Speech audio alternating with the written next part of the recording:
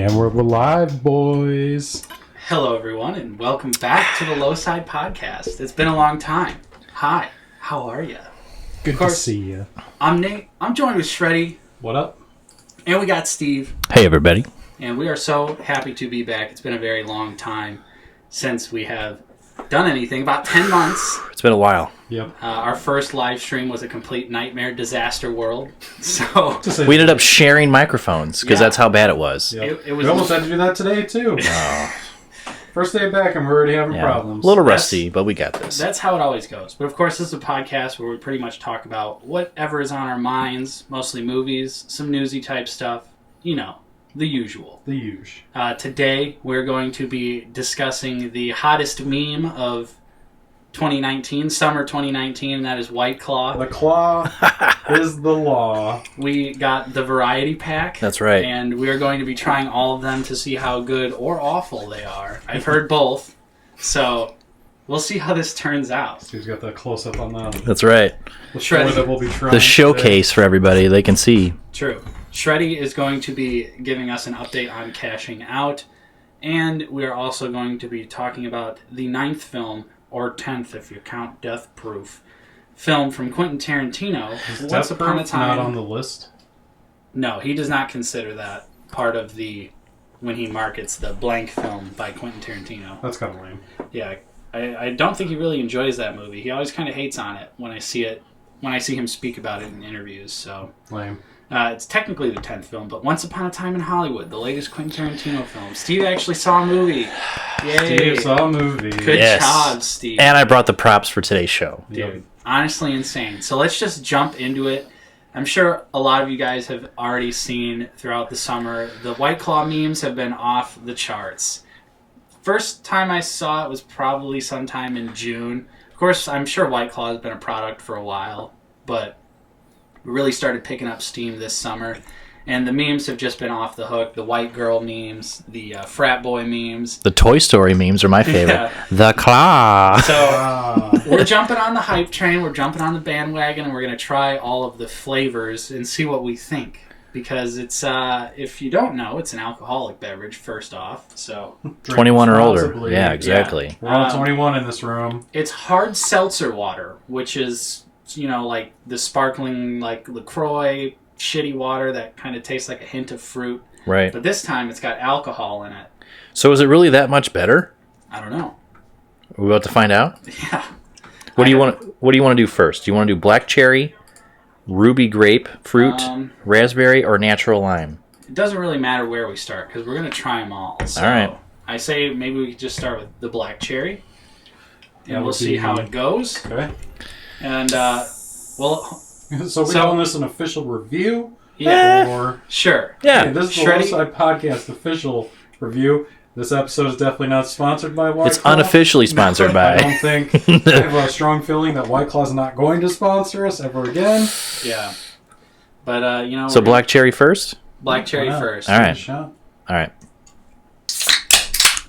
Oh, man. Look Man, that was good. Cracking open a cold one, boys. I feel like we've done this before. Boys. So black cherry. If you guys haven't seen the label, there you go. Is that a good close-up, Shreddy? Is that all right? Can you see it all right? See, it's supposed to be waves. I keep looking at the live stream and more I see. delays. Oh, okay, great. Where's the can at? All right. It's a wave, but it's also a claw. Very clever. Very clever. Very clever. Okay, so I guess we'll just... So we're just going to drive right in? Okay, I usually don't like... It's clear. Yeah. Which is interesting. It's not colored. At least the black cherry. It does. Does it have a scent? Yeah, it smells. Good.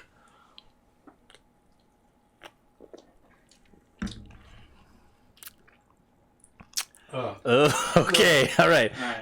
Fruit punch, meat, or the pomegranate Sobe Life Water meets alcohol. Yeah, the flavor is not very intense at all. I don't hate it. What is this? I don't hate it. Why do white chicks like this? Because that's basically what I want to know. Is for all of you who out there who have drank this before, why do you like it so much? It's seltzer water. It's yeah, hype. but that's not good. It doesn't matter. It's hype. Gosh. What's so hype about it? Right. What's so hype about seltzer water? Just because it's new. It's good for you. Seltzer water's not new. Well, not seltzer water, but this product is. Yeah, I think it's because it's healthy in quotation marks. Healthy. And Yeah, let's look at these. All right, I'm jumping into the ruby There's only grapefruit. 2 sugars in it. yeah, that's what I'm saying. So it's like a healthy alternative. What are you doing? We haven't even finished the first one. Yeah. I gotta move on. That one's not good. Like, Ruby grapefruit. That one's a little better. I don't hate. Open the up black that cherry. one. Open up that can. I don't hate boy, the I'm black gonna cherry. Chug all these. Yeah, you're gonna have to move on over. Which one? Ruby grapefruit. Mm-hmm. All right, we're Okay. going ruby grapefruit. These are all 5%ers. Yeah. So you're gonna with a get hint of ruby grapefruit. you're Right. gonna get Excuse me. way more plastered off of these. I than could a drink Bud this Light. one. I could drink this one. I can see the hype now. I'm starting to believe it. It's real. I just trimmed my nails. I can't get these dang My cocktails gosh. open. Steve, I need you to assist me. Ugh. All right, No. sure. Oh, I need God. Really? You to assist me. Oof. That one's bad? Oh. What don't you like about it? That one's actually all right. Oh. There you go. Here, Nate, you try. Thank you. Try that one out. Yeah, I just trimmed Oh my my nails God. super short. So. I like grapefruit, though. Like, IPAs that have grapefruit in them, I'm a fan. No? This one smells good. Yeah, it smells better than it tastes, for It's sure. It's clear as well. I would assume. I guess these are all clear. It smells like orange soda. This one's good. If you guys like, This one is better than black cherry. For yeah, sure. that's a good one. It kind of tastes like oranges though. Yeah. It smells Am like I, like- orange soda. like Am I going Fanta Am orange I having soda? a stroke right I now? don't know. It smells and tastes like oranges. You love it. It's good. Ugh. That one's okay. I like that one. Oh. I feel like the natural lime's gonna not be. It's gonna be like Bud Light lime, which was terrible. I think if any flavor I'm gonna enjoy, or if there's any flavor I'm going to enjoy, it's gonna be the lime one. Really? I'm a lime boy. Okay, so You're a lime boy? save that one for last then. Let's dig into the The raspberry. raspberry. All right. We're going raspberry. We're just straight up jumping into these. Yeah, we're gonna Just jump into it. we're gonna finish all these before we leave. Right before the show's over, Carbonation's you're killing gonna. me. Yeah, that's not good. Are you all right over there? Steve, I need you to come in. What is it? Dude, I told you. Steve, can you open up? Yeah, I trimmed my nails. I'm the butler apparently today. My So nails are so short right now. I physically cannot do it. all right, raspberry. I'm not a big fan of. I'll be honest Ooh, up This front. one smells the best. Does it smell good? I love raspberries though. This one smells like the pomegranate at our place of employment. I can see that. Crystal clear. Shreddy, thoughts? I mean, it smells fine. All right, taste on this it smells fine. The taste on this one is All pretty right, much I'm not gonna lie. non-existent. These are all just shitty. Really? That one's I bad don't too. think I like. I mean, they're not. I wouldn't call I these. don't like college Lacroix. College Recloy, yeah, that's true. Whoa. I wouldn't. Whoa. I wouldn't call any of these like an actual like good drink, but would I drink them if someone was like, "Here, have a free White Claw"? Yeah, I would. I'd totally drink these. Oh, we but- got a comment on the YouTube. I bought these for my baby's birthday because I'm a white chick and a soccer mom. So I could see that demographic being attracted to these things Yeah. why because they smell good. They're good for you. do white chicks just like? they're not okay. They're not good. Why do you keep saying they're good for They're you? not good for you, but they're low carbs, low calories, gluten free. Okay, so if you're not worried about that stuff, Yeah, then it doesn't matter. that doesn't matter. But people that aren't worried about that stuff pretend to be worried about that stuff.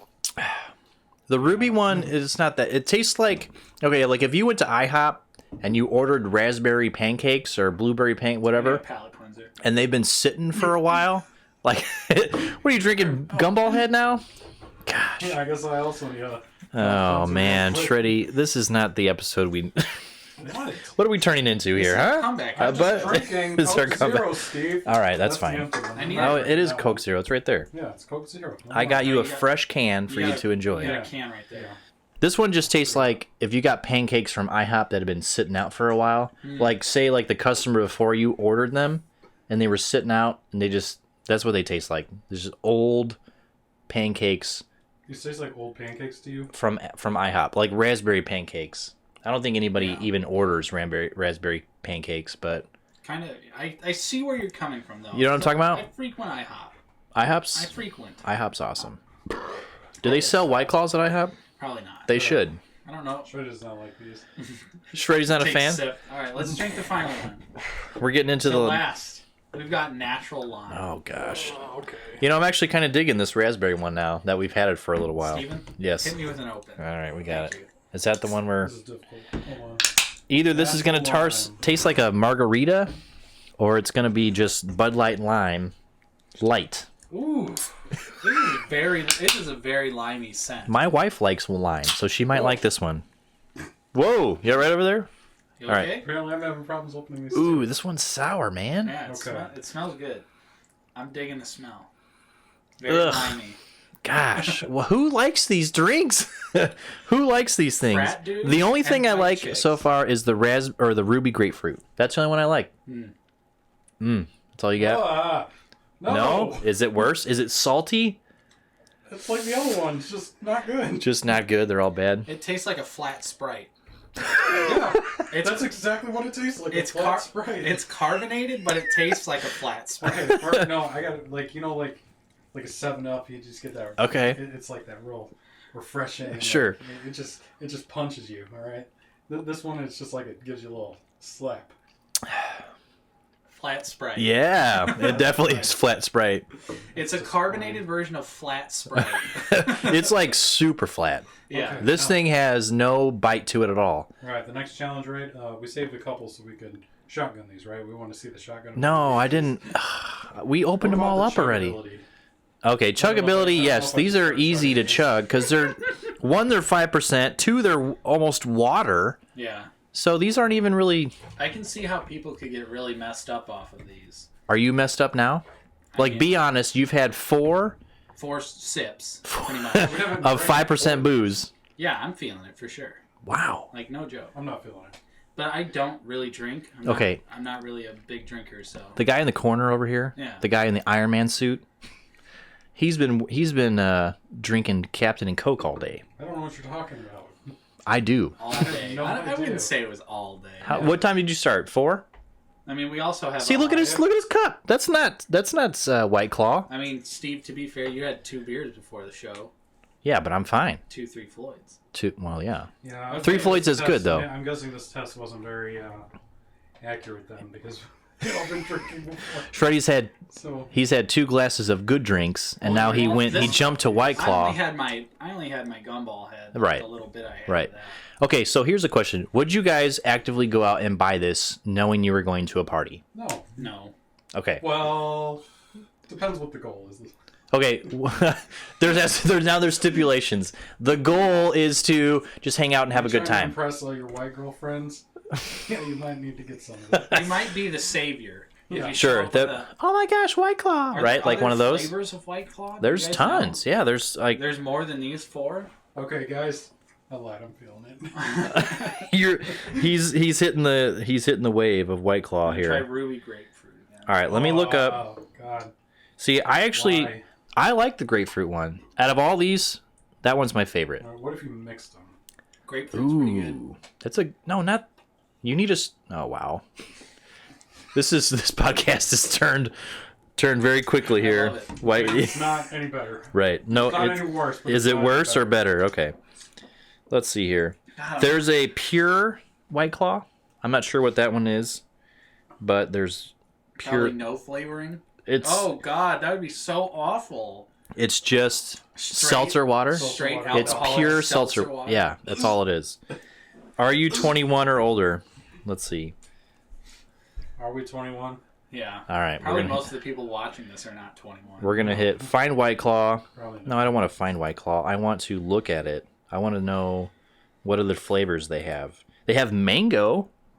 Mango would be Mango good. Could be good. Mango could be good. I like that. Why Okay. do they only have the one variety pack? Well, this is what was at the local store. They have raspberry, mango, ruby grapefruit, natural lime, black cherry. Okay, so the only one we're missing is mango here. Do you think mango would be any better? Shreddy, would you change your mind and buy White Claw mango? No. So you're just flat out against it. It's gonna be a hard time finishing these. Really? Yeah, I would not go out of my way to drink these at all. I would not pay for these. I would not. Well, good Like, thing it's you not didn't. Like Good thing you didn't pay today. 2 grams of Yeah. sugar. They're very I sweet. told you, I'd give you a couple. No, I don't want your money. Your money's not good here. Oh, if you had a crappy beer, Right. I would rather drink that than this. Well, we have 4. okay, what's the definition of a crappy beer, though? Because I think I would rather drink these than, like, Bud Light, Miller Light, Coors No, Light. I would take No, Miller Lite over I would this. take Coors Light over these. Yeah. Honestly, that's where I'm at. Like, I'm glad we tried them because I've been wanting to know what all the hype is. It was all over the place at Lollapalooza. Mm-hmm. I was there Friday, walking through like the all the different stages and stuff. White Claw crushed, just cans, empty cans. They've been dry to the bone for like 2 hours, and it's 10 a.m. They're all over the place. We totally thought you were going to talk about Lollapalooza. Yeah, we're going to talk about Lollapalooza. But these were everywhere at Lollapalooza. I thought probably say 10 feet, 15 feet, there's an empty can of black cherry. Not surprising. It was this one. This was the top one. I mean, like I texted you that one day. At our job, we have a bar, and several people asked me in one day for White Claws. Well, here it is. So, and I don't know. I don't get it. I mean, if it's going to make us money. Yeah. Well, that's true. Well, that's different. We're not talking about that. We're talking about, would you actively go out and buy White Claw? Nope. The answer is no, right? These are not very good. Okay. I would drink them for free, which is what you're doing today. Yes. Congratulations. But I've also got the gumball head, and I keep looking at it, and I'm like, oh, my sweet mistress, I miss you. You make everything better, right? And she doesn't. We got the mystery fruit floats in there too. All right, so that's pretty much White Claws. White Claw's not good. We're gonna Give me if we had to give it a rate, like how we rate our movies. Right. Like, how many claws would you give this? Ooh, I'd give it probably 3 White Claws out of 10. Are we doing at a 10 basis? Sure. Okay, 3 White Claws out of 10. That's what I got. Going with this 2. But the ruby one gets a 4 because it's good. I'd give all of them collectively a 4 White Claws out of 10. Okay. I would drink these if they were free at a party, and that was my only option. See. Like, are you going to a basic white girl party? I guess. Now, what if you were going to a party with a bunch of dudes who were into craft beer and you happened to bring White Claw? Would you feel out of place? Well, yeah. Would you get exposed? You probably would get made fun of, I would imagine. But I would never show up to a craft beer party with a bunch of fucking White Claws. But isn't this like the craft? Isn't this like a subsidiary or a subsection of craft beer? No. Do you think? No. No. Craft seltzer water? Yeah, these aren't even beers. They're just Right. seltzer water. So what? Like, so it's its own category, Well, essentially, right? The first word on the back is crafted, so Yeah, Nate. Take that. Crafted using our unique pure brew process and only the finest natural flavors to deliver a surge of pure refreshment and hard seltzer like no other White Claw hard seltzer. So it's just seltzer water. Mm-hmm. So it's its own. It's a craft Yeah. seltzer water. I don't think you can put it in any other category. We should try Truly. Is this the first of its kind? I wonder if there's other hard seltzer water. There is. Yeah, there's one called Truly. But who came out first? Ooh, that's a good question. Is White Claw the original hard seltzer? Well, there's no law with When White you- Claw, I right? know. When you're drinking White Claw, so it was probably a dirty fight, and White Claw won. Yeah, Right? exactly. So I want to say White Claw was probably out first. It's the most popular, so it has to have been out the longest, and all the white chicks love it. I will say too, the can is aesthetically pleasing. I do like the look. You would buy it for the looks. I mean, I would never buy a drink for the look, but it's a good design. It's a good design. It does stand out. I will give it that. Yeah. So it makes no sense. What's the claw? The claw's the waves. yeah, man. See how they look. See, Is like that a nickname for waves? They're like a. Shreddy doesn't get marketing They're one of apparently. these. Yeah, exactly. Yeah, it looks good. All right. All right, All right, let's move on. Let's move on. What's the next subject here, guys? Steve, you went to Lollapalooza. Yeah, I did. Why? I went to Lollapalooza last Friday because my brother is in a band called Omar Apollo. They're a local band, 219 band. Okay, They're And- all from around here. they're all from around here. Two of them, or actually one of them, works at Guitar Center in Maryville. Oh, Yeah, I'm gonna stalk him. he's a great guy. I'm not gonna stalk you. He's the bass player. He's awesome. But my brother plays the drums in a band called Omar Apollo. I'm sure many of you have heard of it. A lot of the people that I work with have heard of them. So it was awesome. We went there specifically for that band. And it was a Friday. They played at like 1 o'clock, and it was awesome.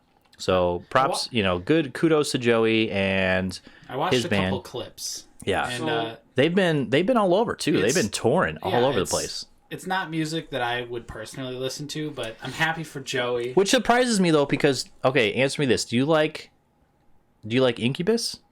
I like Science, the Incubus album Science. Okay, which so is the not- earlier stuff. Yeah. Yeah. The later Incubus stuff is kind of what I relate these guys to, with a little bit of jazz, a little bit of funk, maybe a little bit of blues. Like they have I mean, they can all play. Yeah, they were shredding. Yeah, for they were doing really good.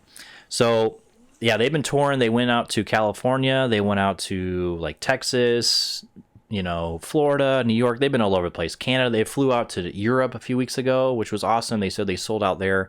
So they're kicking ass. Like they're doing really good. So let me ask you this then: with them playing at Lala, what kind of crowd did they draw in? Like, did they already have? It was definitely it was a younger demographic for sure. I mean, like the size, right? Oh, it was pretty good. Yeah.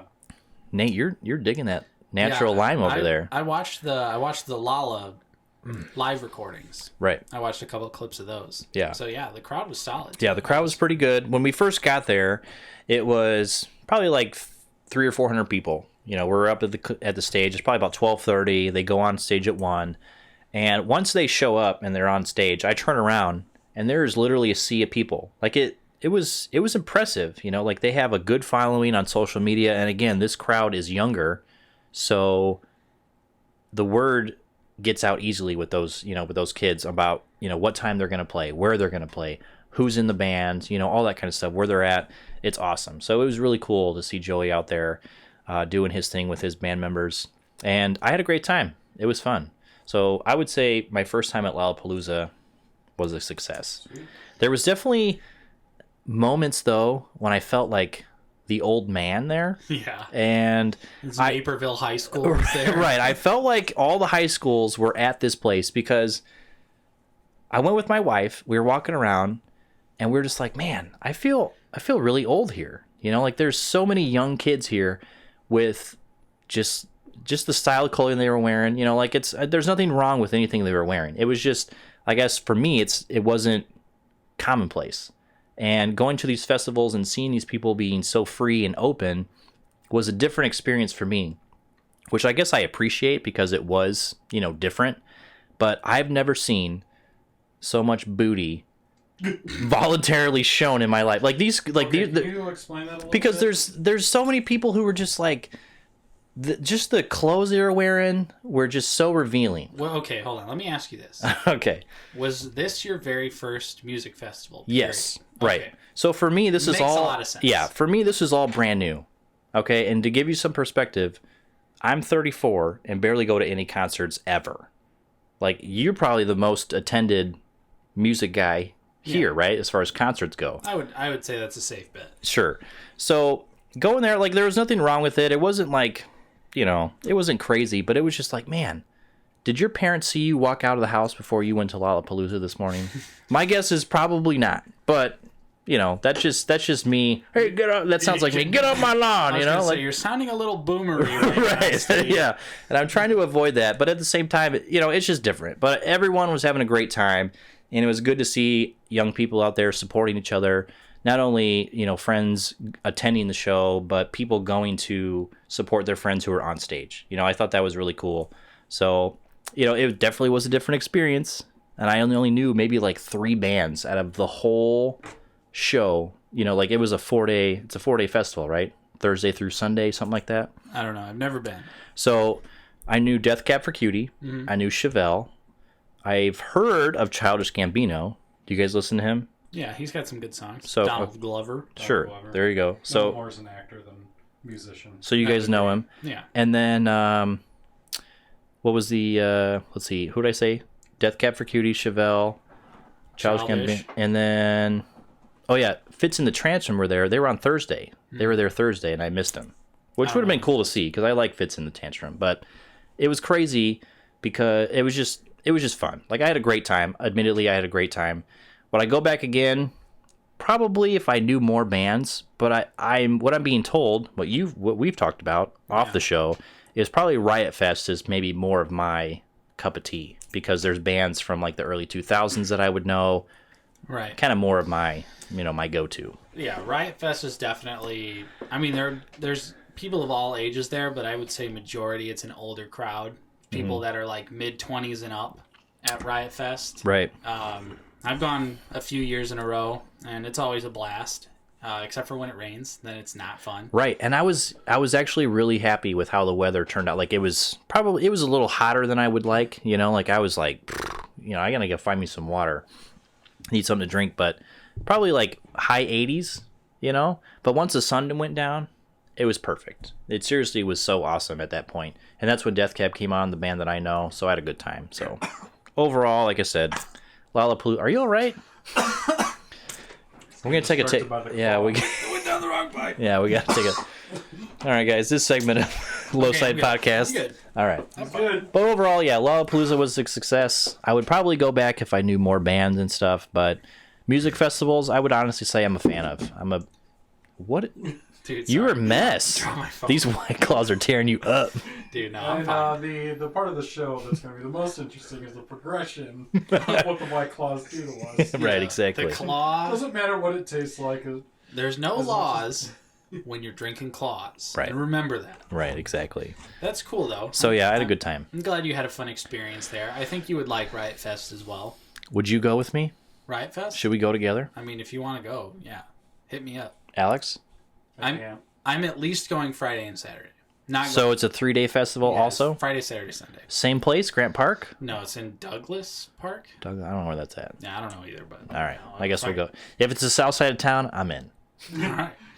And we all know how the south side of Chicago is. It'll be fine. Right, it'll be fine. It'll be fine. I've Right. been to Riot Fest Was that a gunshot? 4 times, Right, exactly. and every time it's been fine.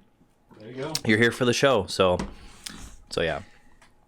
And this year's lineup's pretty good too. Right. So All right, so one last plug. If you guys haven't checked it out, go check out Omar Apollo on YouTube, on Facebook, Instagram.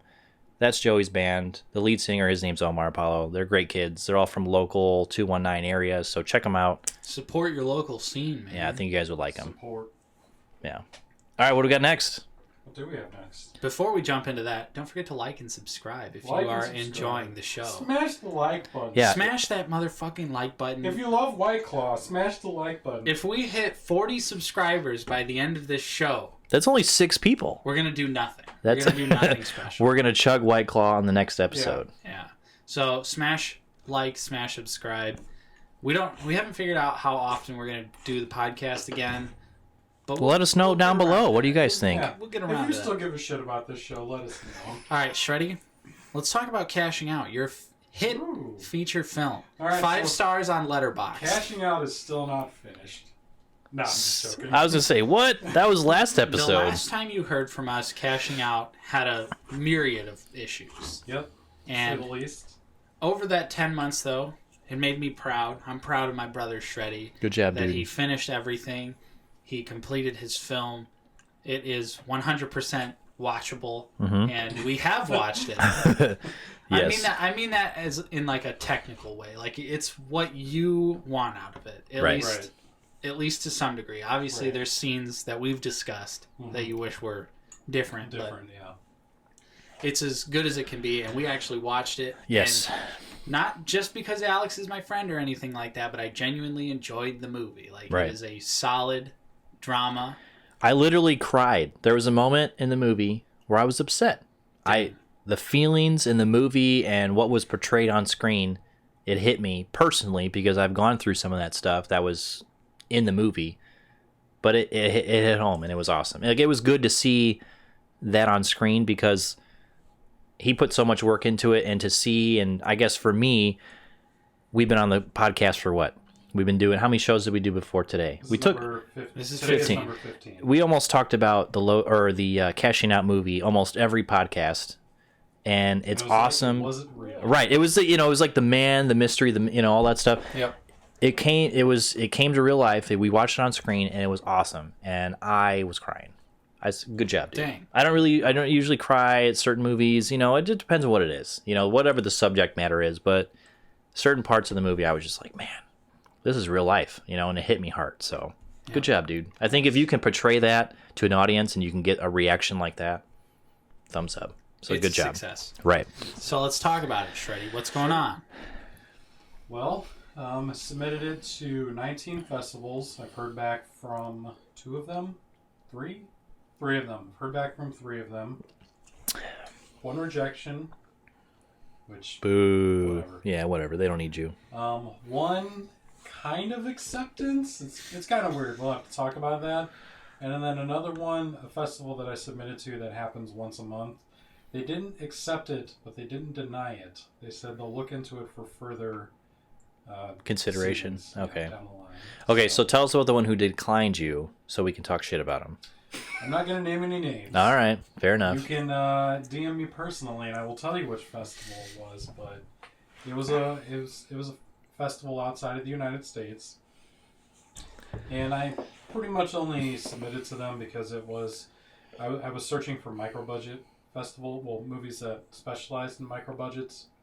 So I submitted to them. It was like $15 or something like that. So I'm not super bummed about it, but they're just like, nah, and I'm like, all right, whatever. Right. And then the next one, Jellyfest. So I'm not in the festival, but I'm a semi-finalist. I'm eligible for all the awards, but I'm not playing. So are you jelly that you're not playing?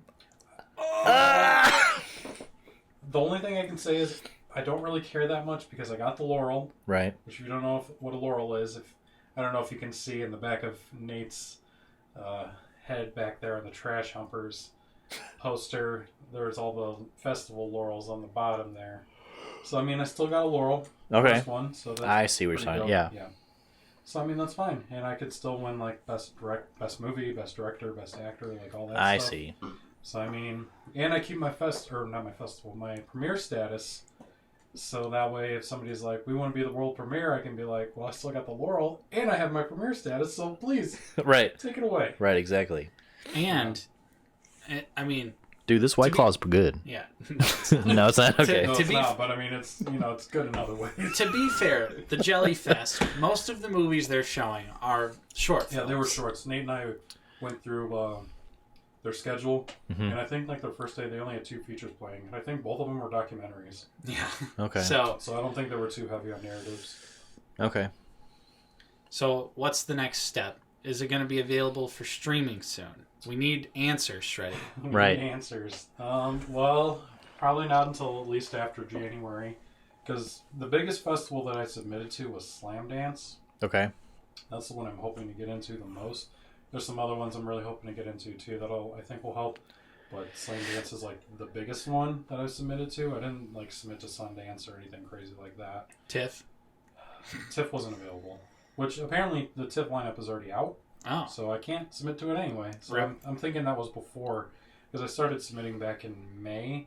So that may have been like in the winter season that they were accepting submissions. So sometime after January, I'll start looking into distribution, either theatrical, Blu-ray, VOD, all that. Right. Sweet. Very nice. I'm We're excited. we're happy for you, Shreddy. Good Yeah. job, dude. I was gonna ask, are we gonna talk about the actual movie? Do we want to have a discussion, or Well, I mean, how many people went to the soft premiere? However you want to describe it. the friends and family screening? Sure. There you go. Do you know how many people went? A lot. Yeah, Like- it was a solid crowd. It really I was. was like, I was sitting in the back and I looked down. I'm like, man, this Yeah. actually turned out really It well. wasn't as many as we hoped, because I think like a little over, almost double that RSVP'd, but they didn't show up, which is fine. I mean, Right. Things happen. that's always free. Oh, it's Right. free. I'm going to go see it. Right. Yeah. That's why I got the biggest theater, because I'm like, you know, Just in we would've case. got- if we would have got a smaller theater, it'd be like, whoa, look at all these people. Right. You know? Yeah, that would have been crazy if it would have Yeah. been in a smaller. So what? The theater we were in was The capacity was about 275. 275. Okay. Yeah, and we filled about half of that. I was gonna say it felt about half, which was good, and you had a lot of positive feedback or You Which even, people applause. Gave me negative feedback to my face, but you even it had seemed like people genuinely liked it. right, and I think that's good. Yeah. you even had people pirating your movie. During Let's talk yeah, about- right, Let's talk about that. right. We were. Let's see. How close were we sitting together? You were probably in the center, Okay, so I was in the center of one row. You were in the row behind me, but off to the right. Yep. And So between us. yeah, and this lady almost directly down in front of me was straight up recording Alex's movie. She was, and she wasn't blatant about, or she wasn't subtle about it either. She was Yeah. just like, Yeah, the cashing out pirates are not subtle at all. Right. They're just like, we're just. "There's my friends." Yeah. There's my I'm friends. definitely not going to put this on the Pirate Bay. And I don't know how long she was recording for, but it was like We had a long time. We had enough people Yeah. around us that said, "Hey, turn your phone off." well, yeah, I had to be the one. It was because announcements. The way I was sitting in my chair, I couldn't see that she was recording the movie, but then like everyone like tapped because you're okay. It was a mix of like employees that we work with, Right. So it was like people that genuinely wanted to see the movie. So Right. it was like it reached all the way down to me, and I just like leaned over to her and I was like, "Hey, stop recording the movie." I think there was probably 2 or 3 announcements or like, "Hey, don't do that." Right. She got and she was just like, You know, it's kind of surprising too because you think more people would be like, I'm not calling them disrespectful, but I mean, you pull out your phone in the middle of the movie, like, come on. But you'd think people, like, with a movie like this, they would actually just turn off their phones for a minute. Right. Like, I get it that, like, people are, like, excited. They get to see their friends on the screen and all that, but... And I think that's what it was. They got caught up in the moment of, hey, my friend's in a movie. We're on the big screen. Let's take a picture. Not, this is a theatrical release of someone who've, a bunch of people, a group of people who have put hard work into a movie. We want to present to you in a professional way. Mm-hmm. It's almost as if they ruined that moment for some of us, but regardless of all that, the movie was good. Yeah. Like, the movie was awesome. Yeah. And it was cool. Like, again, we've said it before. It was cool to see all the work that Shreddy has put in to it come to life, and we saw it on the big screen. Yeah. So we're gonna naysay the haters, okay? We're gonna put them off to the side. All of us who did enjoy the movie, what'd you think? I mean, your overall thoughts. I really enjoyed it. It was genuinely a good drama. Very well executed for a first feature film. I've seen some firsts before, and it's safe to say that Shreddy knew what he was doing. I don't know about that. He got some. Well, you found a way. Found what? Right. See, that's funny because it's going to segue into something else here. Life finds a way, Shreddy. Did you drink White Claw while you had while you guys were recording? Recording what? Recording the movie. The movie, silly. You silly goose. No, okay, I'm going to be straight up. With alcohol, like, I can't write. I can't do anything. All I can do is just chill and be goofy. And that's what we're doing. Yes. Like, man, could you imagine what cashing out would have been if he would have had a few Captain and Cokes? No, for real. See, I'm already hitting the microphone. Cut. Like, I can't... Like, my mind doesn't go to that place. So you couldn't... I guess isn't a bad thing. Sure. Well, right. You're keeping it professional, so there's no reason for you to drink anyway during the, you're filming of the show. Where were we going with that, There's Nate? some great drunk directors out there. Don't get it twisted, Steve. Yeah, like, there's this one director, you're not going to know who he is, but Lars von Trier. Don't know him. Yeah. Is he from Montreal? No, he's from Denmark. Yeah, pretty close. He said he wouldn't be able... He would drink a fifth of vodka a day. Wow. And he's like, okay, I can't do anything unless I do that. So that's why most of his movies are... super depressing. And... Yeesh. Not good. Not good. Nymphomaniac. Right. Nymphomaniac's not that bad. I didn't like it. Okay, so... The 5-hour version. Yeah. Okay, so now that Cashing Out has been completed, you've done all the work for it. Mm-hmm. What would be some things that you would change about the film through your experience? Well, one thing that was brought up to me is they wish there, because like I don't want to spoil it, but like there's only 2 like big like heisty kind of scenes because I kind of marketed this as a crime drama, right? Which it is, but I think I would have liked to have at least one more scene like that, which there is, but it's more intended than actually executed. Mm-hmm. And like I actually watched a lot of heist films to prepare for this, so like one of the big ones that I saw, or one of the big ones that influenced how many like scenes there were, was The Town. I don't know if you guys have seen The Town. Yep, I've seen The Town, yep. There's only 3 heist scenes in that movie. There's one in the beginning, one in the middle, and one at the end. So I'm like, okay, if I only have 2, I guess that's good. Right. Because, all the drama stuff is just in between. Right. It's a Hollywood film, so it's a lot bigger than that. But I think I just would have liked to... I wish I would have shot it on a better camera. Like, my camera did good, but obviously there's a lot of things that were dark. Oh yeah, my biggest regret is I wish I would have turned the damn refrigerator off. And everybody who knows what that means knows exactly what it means. Right. I mostly killed that refrigerator noise in the trailer scenes. like the physical trailer, not like the movie trailer. But man, like that's one of the things that took me so long was the sound, trying to kill all those little sounds, to make it watchable. Right. Because at some points, like if you saw the earlier cuts, you'd be like, get this out of here. Right. We don't want. But honestly, I don't think I would change much beyond that. I mean, it's mostly just technical stuff I would change. Right. Like I'm really happy with the story and where it went and all that. Like like if you were to like with the script how it is now, if I were to reread the script, I couldn't even like tell you all of the changes I've made because the only version I have in my head is the version that's done. Right. But if I go back and read the script, I'd be like, oh yeah, that wasn't there at one point, wasn't Right. it? And that makes sense because that's what you purposely put on screen so people could see. Mm-hmm. That was the final version, which is what we all have seen on the screen. Yeah. So there was no budget, right? Well, I mean, there wasn't a budget, but I spent money on it. Okay, so there was no money spent on actors, correct? Yes and no. Okay. Like, I helped them out. I will say that. Okay. But and it all came from you? Yes. Okay. Because I was gonna say, I think what the cool thing about the movie, and as far as my understanding goes, is a lot of the film went, all the actors in the movie were unpaid or weren't benefited very much. Yeah, I still can't figure out why they all decided to do it. They all say it's because of me. And that's the thing. I don't believe them. And that's the thing. Like, I think that's cool. You get a bunch of people who are wanting to do a movie, maybe for their own, to launch their own careers. Yeah. Or just to help you out, or whatever it is, whatever their end goal is. I think it was cool that all those people came together to do a film with little to no money. Because a lot of people nowadays, they're very money driven. Whether it's a job, or I get hurt, I'm going to sue you, or whatever their means is to make money. That's how they're driven is through cash, right? Yeah. Cash is king, and they want to make sure that they have money in their pocket. Right. But these people who worked with you made little to no money at all, and you guys produced a film that was, in my eyes, good.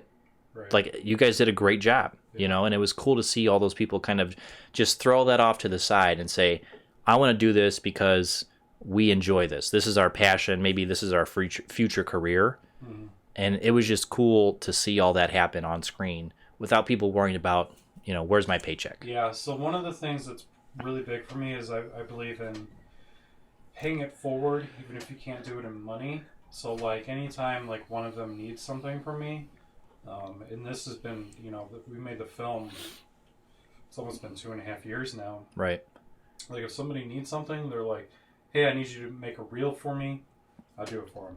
Hey, I need a clip. Can you give me a clip? Yeah. Right. Hey, can you look at this? Can you it's do all that? Reciprocal. And I'm like, yeah, of course I'm going to do it because, like, there's no way I'm going to ever be able to repay you for what you've done for me. Like, I understand that you guys love the material and you guys like working with me. That's great. But, I mean, I still feel like I owe them something for that because, like, how do you repay somebody for that kind of time? Right. Like Tyler, the main actor that plays Alan, he gave me, he gave me 3 months of his life. At least I wanted, because we shot probably 9 days a month out of between March, April, and May. We shot at least 9 days, and that's pretty much weekends. And then sometimes, like, Tyler and Michaela would have to shoot overnight with us for those theater scenes that we did from like 11 p.m. until like 5 a.m. and then they would have to go to work the next morning. Right. Like, that's insane. Right, because we all have do that. You guys are stupid. Why do you guys do that for me? Because we all have regular jobs. I'm sure most of the people in the show work at some point. Everybody in that, except for John, who plays Tony, because he's retired. Okay. I think everybody in the film had a regular job. So they all had other commitments they had to make. Right. But they made the commitment to you that said, "Let's do this. Right. Let's make this film." Mm-hmm. I think that's cool. Yeah. It's insane. Good job for them. Kudos to all you guys out there. To them, yeah. Right. So, what's next for Alex and AWS Films? So, speaking of, I can't remember what Nate said earlier that wanted me to segue into it, but I want to start a YouTube channel besides Lowside Podcast. Yes. Aww. I don't think I ever talked about this with you guys, but I'm going to make a show. It's going to be called Make It Work. Okay. And it's basically going to be about how to make it work in the film business, essentially. Like, you got a issue. It's creative problem solving, essentially. Right. So if you got a problem, I'm going to try and fix it. And I'm going to show you how I fix things with my films and things like that. Maybe not even films, just videos and things like that. I mean, you can even apply this to just certain aspects of your life. But, I mean, obviously it's going to be focused on filmmaking because that's what I care about the most. Right. So I'm going to do that. And you've kind of already done this at where we work at, right? Isn't this kind of some of the meetings you've had at the workplace? Yeah, but a lot of it obviously applies to my filmmaking more than anything. Right. So I'm going to do that. I keep saying I'm going to do it. I haven't done it yet, but I wanted to get this show on the road first and then kind of take it from there. Yeah, pretty much. Hey, everybody. We're still here. We're still good. Are we still good? Yeah, we're still. I guess I should pay. I'm having trouble focusing. He's a producer and a host, I'm so having to watch the live stream and the regular. It's a shoestring budget. Right. Yeah, Shreddy's got double duty today, so. Thank God my computer can handle 4 cameras in comparison to my laptop like last time. But next month I'm going to shoot my next short film, which I'm super excited about. Was it in the trailer for Cashing Out? No. Okay. Oh, I forgot about that. We're going to talk about that too. Yes. But I'm going to shoot a horror short. It's going to be my first horror short. I'm super excited about it. And it's actually going to be it's going to be the second script that I've done that I didn't actually write. I was going to say, is that the script you sent me? That's the script I sent you. Yeah. Haven't read it yet. But it's going to be super awesome. It's going to be like, you can think of it like, you know how most horror movies have like that first scene to kind of set everything up? Yeah. You can kind of think of it like that, but obviously there's just no feature of it. But it's going to be super awesome. I'm shooting it on my new camera, bought a new camera. Ooh. Bought a cinema lens package. Like, we're going to make this thing super legit. So there's that. I shot another feature, which is the complete opposite of the spectrum. Second feature that I produced, it's called Peppersburg, Ohio. Documentary. We actually I finished I did a rough cut of it, finished that over the weekend. Me and Nolan, who is the director, or one of the co-directors, producer, and main actor of the movie, we're working on it together. We're super excited about it. We're hoping to finish that he said he wants to finish it by November because there's a film festival he wants to submit it to. Mm-hmm. I think that's doable because it's a mockumentary, so I don't really have to focus on making... We always say we don't have to focus on making it good. Right. I mean, obviously it's going to be good, but we don't have to... It's not like Cashing Out where I have to make all the sounds perfect and things like that. Right. Like, if it sounds like shit a little bit, like, it just adds to the movie. Exactly. Yeah. So I'm super excited about that. And then I'm writing a horror feature. Ooh.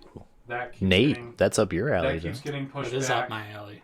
Keeps getting pushed back. I have about 30 pages of it right now. I'd like it to be like about 80 pages. I want to do something much shorter than Cashing Out because Cashing Out pretty much almost killed me. That script was 110 pages, so I'm like, let's down. Did you mention the name already or no? It's called Let Me Go. That's the working title at least right now. I really would like to keep that title just because the theme of the movie just makes so much sense for it. So there's that. I got to finish that.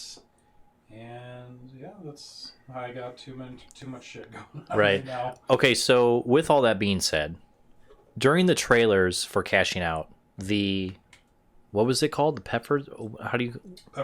Peppersburg. Yeah. That trailer stood out the most to me. It was funny. It was hilarious. The actors in that movie, one of them I know. Yeah. We used to work together. Jose. He killed it. Like, he was the best cop. And the people who don't know Jose, like I said, I used to work with him. He was killing it in that trailer, and I was like, man, this is awesome. Yeah. But Jose, he did such a great job, and like, I'm so excited for this film to come out. So you said November? We hope to finish it by November. We're gonna do a friends and family screening similar to how we did Cashing Out. At the place? Probably at the place of employment. Okay. Yeah. Okay. So we'll do that. And yeah, I mean, we just the crappy cut that we did is hilarious. Right. It was so good. I'm sitting there watching this thing. I'm like, we're gonna make a masterpiece out of this thing. Man, it was so good. There's the trailer, like I was laughing almost the whole time. Yeah, Just what's funny is we reshot that scene because that scene. Okay, so like I told Nolan, I'm like, dude, we need to have a trailer for this to play before cashing out. right. And he's like, well, I don't have anything, and I'm like, well, you have this, but it was a trailer they made for another film festival. So like, they talk about the film festival in that trailer, but I'm like, look, and this is back when I was pitching to him like that I wanted to be the editor for this, Right. and then I came on as producer and all this other junk. He just took over. Yeah, I kind of just took over, which he was fine with, trust me. But so I'm like, okay, as a test for me to prove why I need to be your editor, let me cut this into a trailer. Right. And that trailer is what you saw. Right. So I managed to make it work. But we reshot that scene, and it's like the scene in the trailer was hilarious, but we reshot it, and it's like 10 times better. Right. Yeah. I'm looking forward to it. I'm definitely pumped for that one. Yeah, I would agree. So late November, right around my birthday, I'm hoping, right? When are we thinking? November what? I mean, probably at most the end of the year. Maybe January, but Oh, man. earliest November. He's Or, pushing I it don't- now. You know what? Actually, I just thought about it. I don't think we're going to be able to play it there in November. So we might have to wait till January. After the holiday season? Yeah. After All the right. holidays. That's fair. That's fine. I'm No gonna matter watch it. No It's gonna matter be what, it'll be awesome. right. It's gonna be good. Yeah. Good. Super excited for that one. Yep. Yeah. All right. Cool. So next topic. Are we good? Yep. Did we cover Unless cashing you guys- out? Yeah. Unless you guys have any other questions or anything. Final. I mean, this doesn't have to be the only cashing out discussion. It's just, Right. Obviously, it's the first ones. Good job Year though, that bro. we've had. Good job. I'm glad you put all that work in and you Really saw it come appreciate to it. fruition because we've been talking about it on the show for a long time. Right. And if you haven't known that, you need to subscribe and watch our old videos. Dang, They're all like good. and subscribe. Oh Right. my All gosh. right. Smash Jeez. like. We're drinking White Claws. Right. White Claws today. I still haven't Beep, beep, I'm beep, still finishing beep. my first one. I've been straight up sipping on the Yeah, live one. I've caught you at the corner of my eye sipping on that one like I it's think marked. I've been streaming for almost an hour. We're slacking, boys. We're slacking. We're slacking. I think the lime one is now my favorite. Really? I think I can definitively say that. The flat Sprite taste is pretty good. It's you're a fan of it. When you're a little toasty, it doesn't matter what. Shreddy, we're in the new studio, right, bro? This is the new studio. We're in the Lowside podcast studio. Right. I don't know So if you guys are gonna like the camera setup that we have right now, just because I didn't want to switch. You know, for This is easier for obvious us. reason. Yeah, it's easier for us. But I mean, you get to see whatever shenanigans we're doing. does this studio have a bathroom? Yes. Because I need to use it. You need to use it. Yes, sir. Okay, so you go out the door, Okay. and it's the first one on the right. I'll be right back. You guys stay tuned. All right, so this is gonna be the Nate and Shreddy show for the time being. Dude, what are we going to talk about? I don't know. We got to fill the Because air. we can't talk about Hollywood because Steve watched Hollywood. He actually saw a movie. We got to talk about something else in the meantime. Let's talk about Midsummer. Oh my gosh, we're Okay. totally on the same page here. Okay, so I was thinking about this heavily the other day. I'm like, man, like I'm gonna have to start thinking about my top movies for the year, and I think it's a tie between this and Climax, bro. It's up there for sure. Climax, I think, is still my favorite film of the year. I think it's my favorite as well. The theater experience, watching it again at home. I finally got the Arrow Video version of the Blu-ray that actually has some fucking bonus features on it. Is that the foreign one? Yeah, that's the Region B one. So once I get my Region B player fixed, I'll be able to watch those bonus features, which I'm actually excited about. Yeah, that's super Unlike dope. the A24 release, the US release of that movie on A24, Blu-ray. we love you, but you dropped the ball on Climax. And Under the Silver Lake. They really screwed both of those releases. Shame. Haven't watched Under the Silver Lake yet, though, but I'm curious about it. I really like It Follows, so I mean, I heard a lot of bad things about it, but honestly, it's probably misunderstood, probably. is what I would classify that as. But anyway, Midsummer, I mean, Ari Aster's second feature film. Yep. Of course, Ari Aster is the director of Hereditary, which is an amazing movie. Yep. Last year, probably, I don't remember exactly, but I would probably safely say it was my favorite movie of last year. I've watched it a billion times. Saw it twice in theaters. Watched it countless times since I've owned it on Blu-ray. And it's just a masterpiece. But Steve is already back sooner than we thought. Yeah. And just to... So, Steve, what did you think about Midsummer? Midsummer, I didn't watch it. Yeah. So Yeah. let's just talk very, very briefly Yeah, about do a Midsummer. brief. Yeah. All right. If Climax didn't exist, this movie would be my favorite movie of the year. Like, I don't know how... Like, I know you said when we talked about it previously that you liked Hereditary more. Yes. I felt like this movie had this feeling of, like, these old-time epics. Like, you have this simple story, but it feels huge. And just, like, the length of it and all that, like, it just felt like a massive story that I could immerse myself. Like, I really felt like the world that was built in this story was very well done. Like, even though I've kind of seen it before, but it felt like it was its own thing. Yeah. You know what I'm saying? Right. Because it is definitely very inspired by, like, 70s horror, cult horror. Right. Basic premise of the movie is that some kids go on a nice little trip to a festival in Sweden, and things don't turn out the way you think they would turn out. Nope. So, And go ahead. it's, What season are you in right now? what? What season are you in? Season- I think I'm in my fall season. What are you talking about? What are you talking about, He Shreddy? doesn't even know what I'm talking about. Right? Dang. Is that I'm from not the drunk movie? enough. Yeah, This is from neck- the movie. Ah. The 4 seasons, remember? The life cycle. Okay. It's been a minute. It's been a minute since we watched that movie. No. So the few people that I've talked to who watched this movie said that they, like, during the film, once it got into its, like, you know, the meat and potatoes of the movie, they said that they almost forgot that they were watching a movie because it was so immersive. Is that true? Yes. Yeah. Okay. 100%. It Okay. draws you in. Yeah. And it's a Like- it's a 2.5 hour movie. It I won't- blows by. I won't Really? lie. I did check my watch a couple of times, but like the movie doesn't drag. But I'm like, maybe I was just a little sleep. I went to a late show, which was kind of a mistake. He had a few White Claws before he No, I went didn't in. have White Claws that night. Wait, no, I saw that on my birthday. So He did have He White did Claws. have White Claws on his... Black yeah, so cherry. it may have been a little sleepier than normal. That was my birthday movie, which I was super hyped about. But yeah, cinematography was great. The acting, the performances. Would you all guys see it again? Really awesome, of Oh, course. 100%. Really? I would've saw it That one's a good here, one, yeah. huh? Yeah, the movie, Ari Aster is very good about making movies that almost demand you watch them more than once. Like, there's so much stuff in Hereditary that I still pick up on 5-6 viewings into the movie. And I think Midsummer is the exact same way. I noticed a lot of it just because I was very familiar with Ari's style at that point, so I knew, like, stuff to look at and what stuff would be important. So I feel like I caught quite a bit of stuff on my first viewing of Midsummer, but also at the same time, there's plenty of stuff that probably blew over my head that when I watch it again, I'm just going to be like, oh my God, like, he's a genius. Like, there's so much to the movie. There's I'm just layers. gonna say, whoever made this movie happen, God bless them. Yeah. For real. Whoever gave them money, because this is probably a $20-30 million movie easily, just because of how huge it is. Yeah.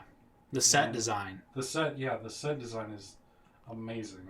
Yeah. So it's a fantastic movie, and if you're into slow burn, I wouldn't necessarily call this movie horror. It's horror adjacent for sure. I'd say it's more along the lines of a thriller / disturbing Yeah. film. Yeah, almost just drama with Yeah. just those elements. Like it's like Cashing Out. Cashing Out's disguised as a crime drama, but it's really just a drama. Whereas Midsummer is a drama disguised as Boy, too many White Claws. Too many White Claws. His words are- disguised as a horror movie. Mm-hmm. You got it. You Yeah, went there. there you go, Shreddy. A plus. You know Alright. what? I almost hung up the Midsummer poster. I'm like, I don't know which posters to hang up for today because we're talking about Hollywood. Oh yes. Yeah, I don't. They're not hung up, so you don't have to worry about that. Actually, before we start talking about Hollywood, I also have to use the facilities. Ooh. Bathroom break. Bathroom break. I know, but this is why we need sponsors, so we don't have to worry about Right. these kinds of Dude, things. only the strongest survive, and Right. that's me. Right. I am the absolute king of not breaking the seal. Until he goes after us. This And- bathroom break is brought to you by White Claw. I will 100% die on that throne that I am the king of not breaking Right. the I'm seal. actually surprised. You've had, well, let's see. Let's see how many sips. They're all pretty full. They're all So still you pretty don't even full. have a seal to break because you haven't even drank any enough. You know what I Listen, mean? Which one of those is empty? Let me see. This is the closest one. The ruby grape. Listen, Oh, ruby that is grapefruit's pretty good. empty. Buy ruby grapefruit. And we got I'm a natural line boy. It You tastes really like are. Flat Sprite, and But you're still digging it. dude, it reminds me of the olden days of like buying a 2-liter of pop. Yeah. And it was just a terrible idea. You left it in the garage for 3 weeks before you opened it? Well, either that or like you drink it for a long period of time. Like you don't, because like a 2 Right. liter, Right. You can't consume in one sitting.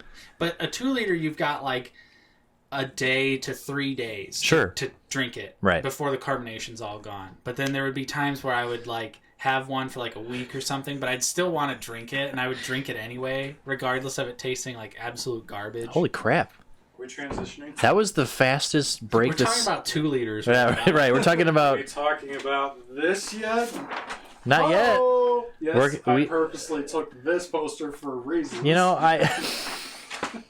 I knew we were short a Was that on poster. camera? Oh yeah. By the way, we've mentioned a few times today on the podcast place of employment. Mm-hmm. I feel we should change the name to the Mothership. What do you guys think? That's fine. The Mothership, right? The mothership. Right. Hopefully we remember that. Yeah, I will remember that, and I will bring it up on the next show. And Nate is slamming a gumball head right now. Good. Atta Palate boy. cleanser. Yeah, the White Claw. It actually Palate tastes cleanser. like something. It has substance, unlike Yeah. White Claw. So, all right, getting into our next segment here Let's do it. We're gonna on the talk Lowside about podcast. We're going to talk about Once Upon a Time in Hollywood. Quentin Tarantino's technical 10th film. Because- Technical 10th. Because even though Quentin doesn't like it, I Right. like Death Proof quite a bit. I like Death Proof as well. It's his So- 9th film, Nate. That's what the poster says. Marketed as his 9th film because Quentin Tarantino does not like Death Proof. Dude, first one down. You're behind, bro. What? How many you have down? Well, just one, but All right, so we're all Halfway even. through the raspberry. Nate's, dude, all his are 3/4 full. Dude, I'm a sipper. He's a sipper boy. He likes listen, the natural okay, lime, there was though. One time, Nate and I drank Ah, Four boy. Loco. Was this in Lafayette? Yeah. Is this your Lafayette trip? This is one of the Lafayette trips. We were drinking Four Locos in the hotel room. Oh, boy. What were you guys watching? Were you guys watching something? What? Do you remember what we watched that night? Annabelle Creation. Annabelle. No. Wow. It wasn't Annabelle. It was Ouija.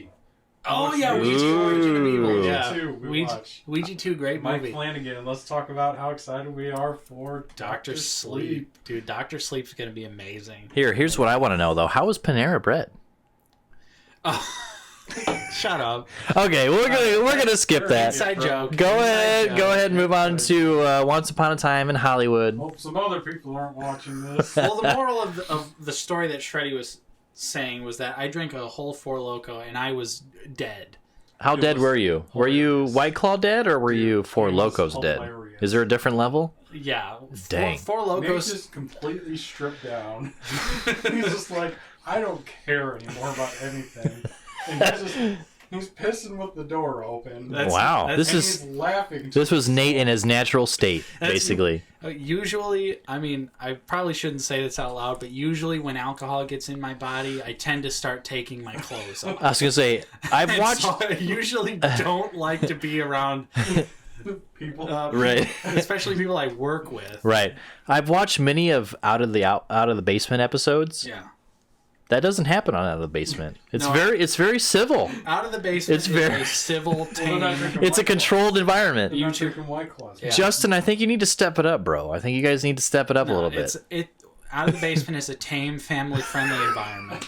Please don't demonetize my channel, YouTube. For the love of God, Oh, we just man. talk about toys. Right, toys and movies. Exactly. It is very I gotta family say, friendly. though, mine and Nate's trips to Lafayette were always a blast. Yeah, going to Wings, etc. Every Right. single time. Right, Every time. getting caught going to Panera Bread. We'll talk Dude, about that later. Yeah. No, go ahead. No, go ahead. was Let's gonna share your say, story. I wanted Alex to stay in the hotel room because he was genuinely dying, and I was like, "Let me drive your car, dude." And Right. Alex, being the stubborn bastard that he is, was like, "No, I'll drive us. Let Nate describe what my hotel room felt like, because he went and got another room. If you guys have ever been at if you've ever watched the end of The Exorcist, where the priests are in the bedroom and they're like breathing and you can see their breath because it's so cold in there, Right. That was Shreddy's room. Wow. I Whoa, mic malfunction.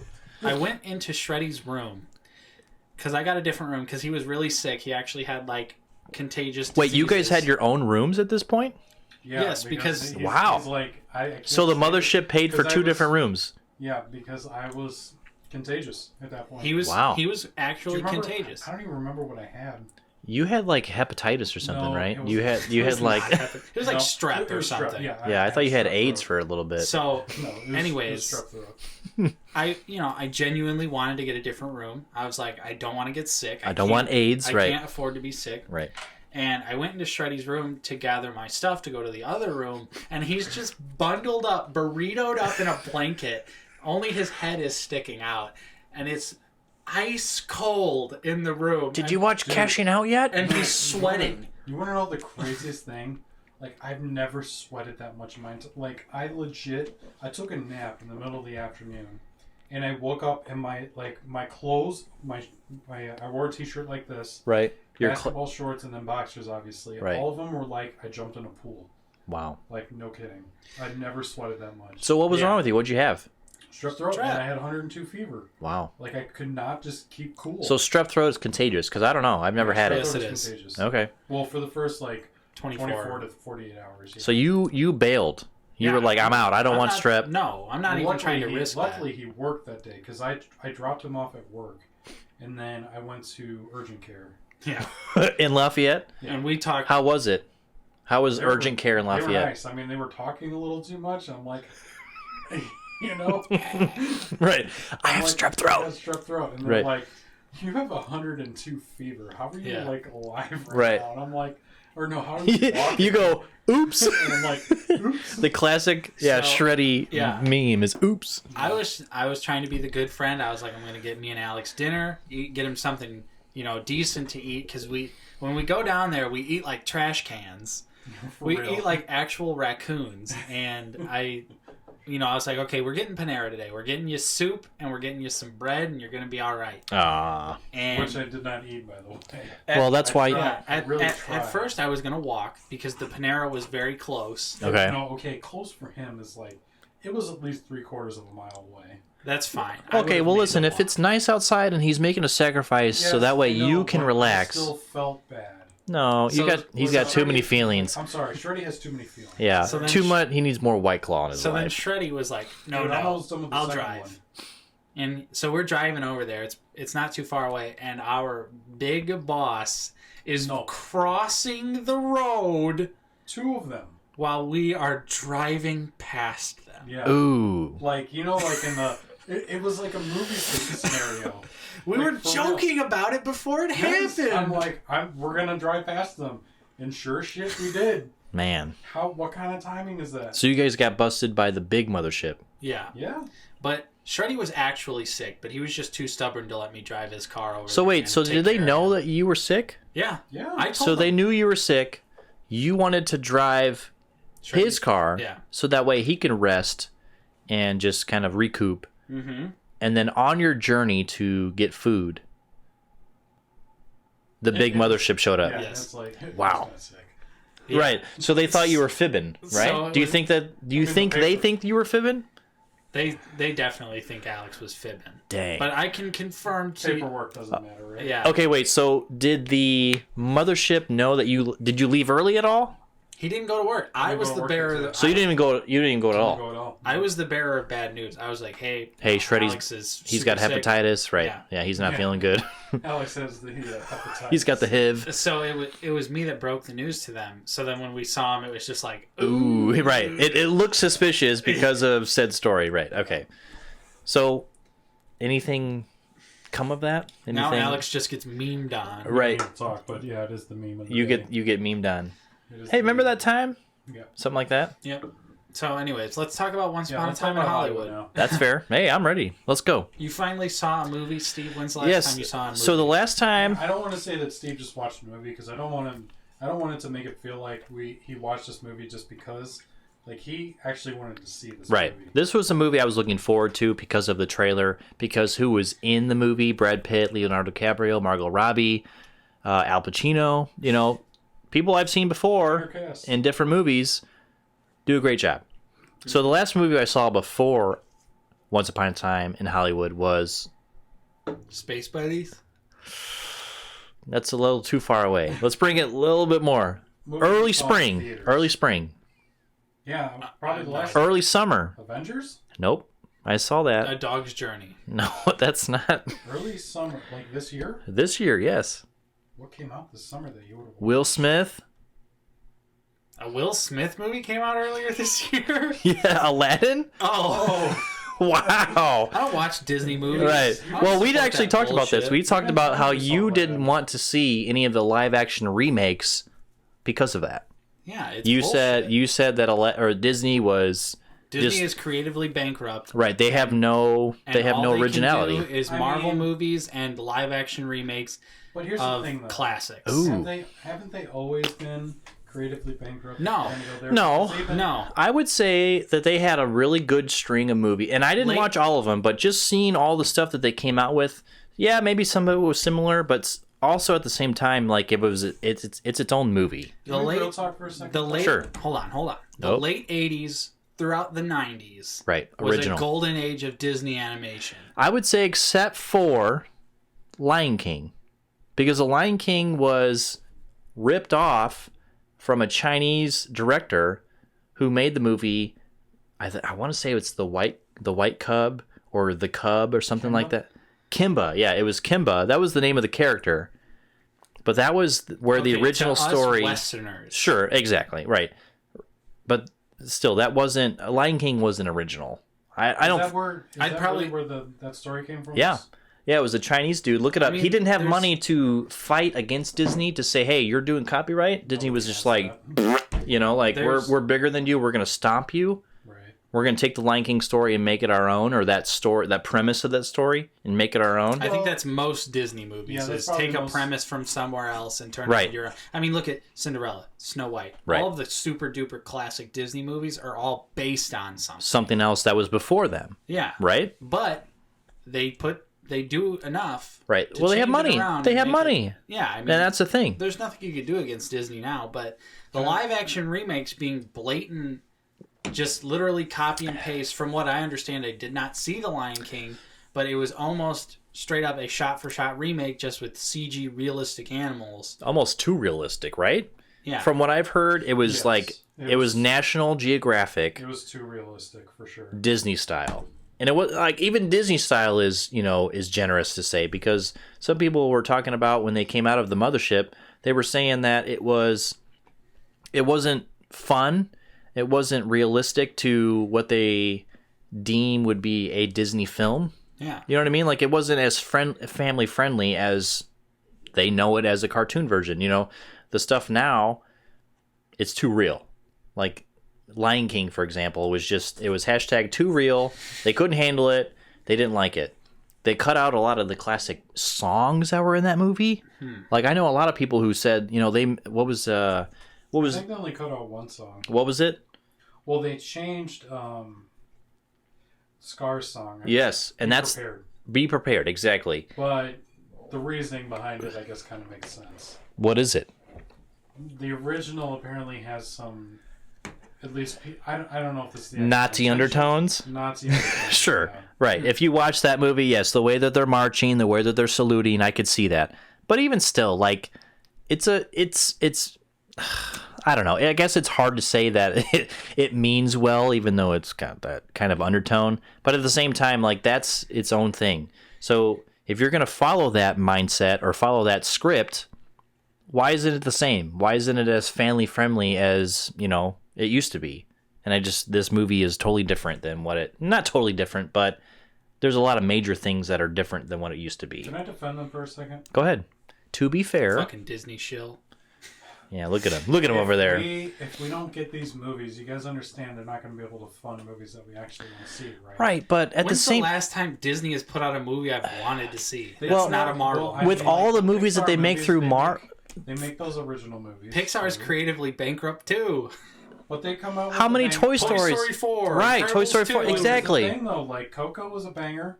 Did you guys watch Coco? No, I wish I would have though, And because it was a looked good. banger. It was probably one of my favorite Pixar movies. What about The Good Dinosaur?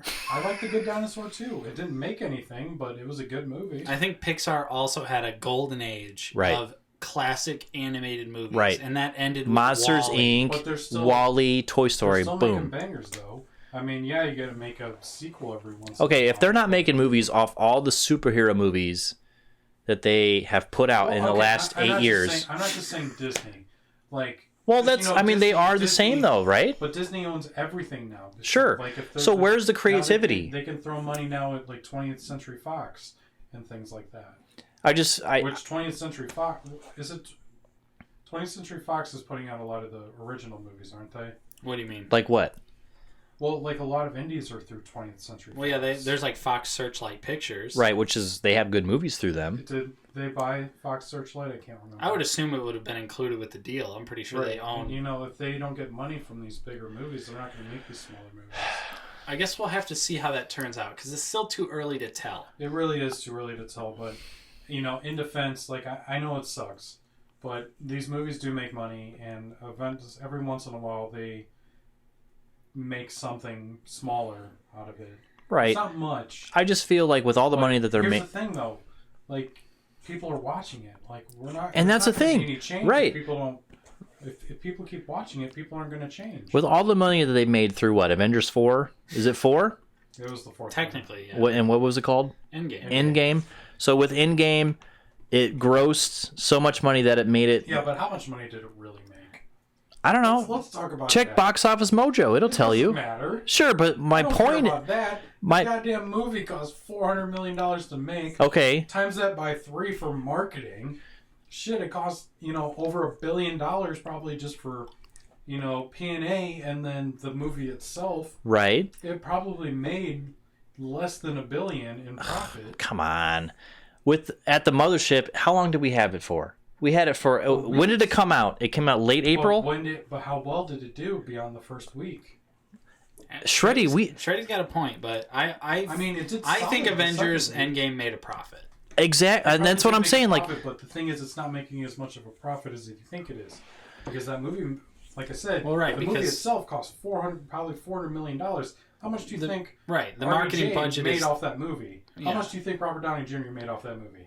Okay, hundreds. It's probably an insane. even still, you don't really need a lot of marketing with previous movies. No, listen. But they with, do it though. They with, still do it. Sure, they do. But with previous movies, there's already enough draw that they're going to have a crowd. Regardless, you don't even have to put a poster up, and they already know that there's another movie coming out. That's why if Disney was smart, they would have stopped making trailers for the Avengers and big MCU movies. I just feel with how long the movie has been in theaters and at the mothership, they had to make money. Yes. And then with all that being said, I gotta go again. where they have to have their own original creativity at some point. Like where are the writers who can make genuinely new content? They don't want those people though, because you look at the Marvel movies, for example. They consistently hired indie directors that made truly fantastic films, right? And they hired them and then didn't like any of their creative input. Ant-Man is a perfect example. That movie was initially directed by Edgar Wright, who's made great movies like Shaun of the Dead, Scott Pilgrim vs. the World, Baby Driver. Okay. Very stylistic director. Right. You would want him to inject his style in the movie. And when Ant-Man, they didn't like what he was doing, so he quit. But I'm sure it was more of like, right, you got to go, get the fuck out of here. Right. And they turned Ant-Man into like a little bit above mediocre superhero movie, when I guarantee Edgar Wright's version of Ant-Man was probably a fantastic film. Yeah. It's like they want these small indie directors that have style, that have like something to themselves. Shreddy, you seriously go to the restroom faster than anybody I ever know. Dude, we're live, man. I know we're live, but even still, like, he's quick. Good grief. I dig it. Are your pants okay?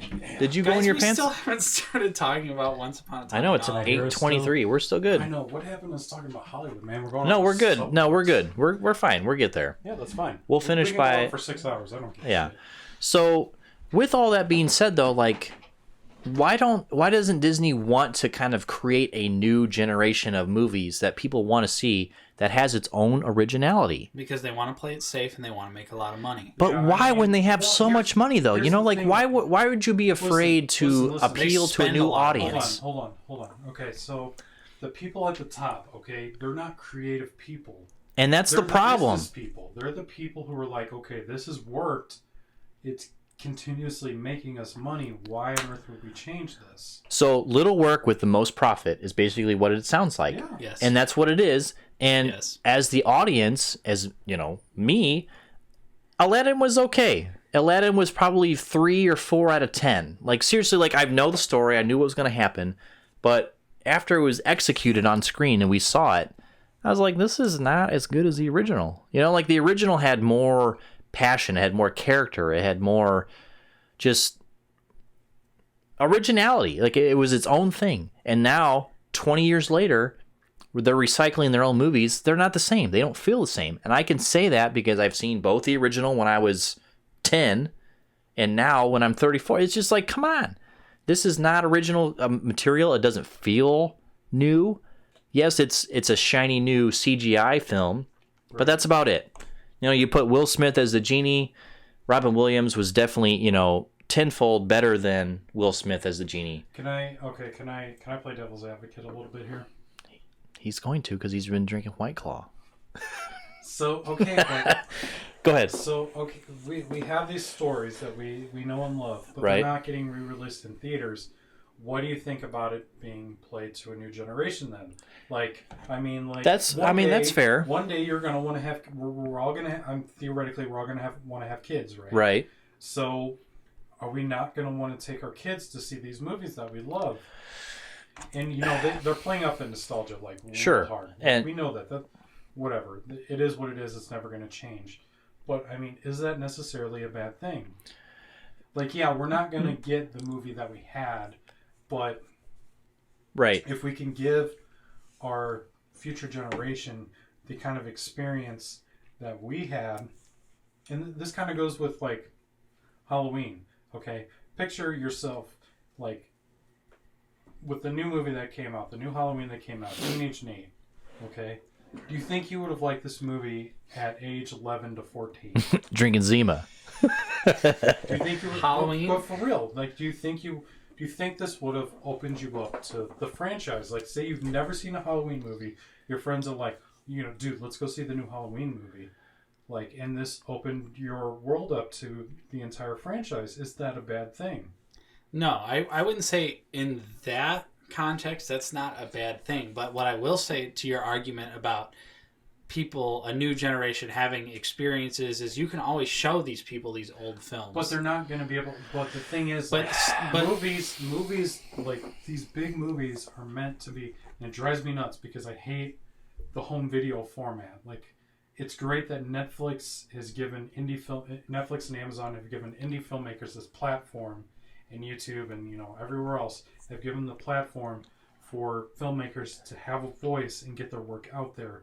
But movies are meant to be experienced in the theater, and I will say that until I die. Sure. And I can agree with that. So, but then are the people who haven't seen it in theaters handicapped by that? You know what I mean? Like, kids who are growing up nowadays, they didn't see Lion King in 93 or 94 in theaters. Right. They weren't even thought of. Yeah. So are they handicapped by that experience? Yes. By not having that experience? Yes. And so Will Smith is their new Robin Williams. I would say so, yeah. Yeah. But I don't, like, obviously, like, that's not a good thing for us, but, like, think about this. Like, movies have been remade over and over again since, movies were created. Right. So you don't think people back in, like, the 50s, 60s, 70s, all that, they're having the same thoughts when these movies were being remade in the 80s? Don't you think people, like, who saw The Thing from John Carpenter were pissed in comparison to The Thing from Howard Hawks? Right. Like, isn't that kind of the same thing? Sure. I guess I agree to a certain extent. Right. I think for me, if I were to take a movie that was remade multiple times, but still thought the originality was its own thing, would be The Joker. So the 89 Batman with Michael Keaton and Jack Nicholson. Awesome. It's its own thing. I think it was really good. And then we move forward to Heath Ledger, 2007, 2008? Yeah, I think it was 2008. Heath Ledger, awesome. Like, everyone loves the Heath Ledger Joker. They loved it. A lot, it was all these award, whatever. It was awesome. I love the film. Now I'm looking forward to Joaquin Phoenix's Joker. Yeah. I feel like they're their own thing. And Okay, even though they're the same character, they're Joker, they have their own story and it's presented in a different way. So is it the director?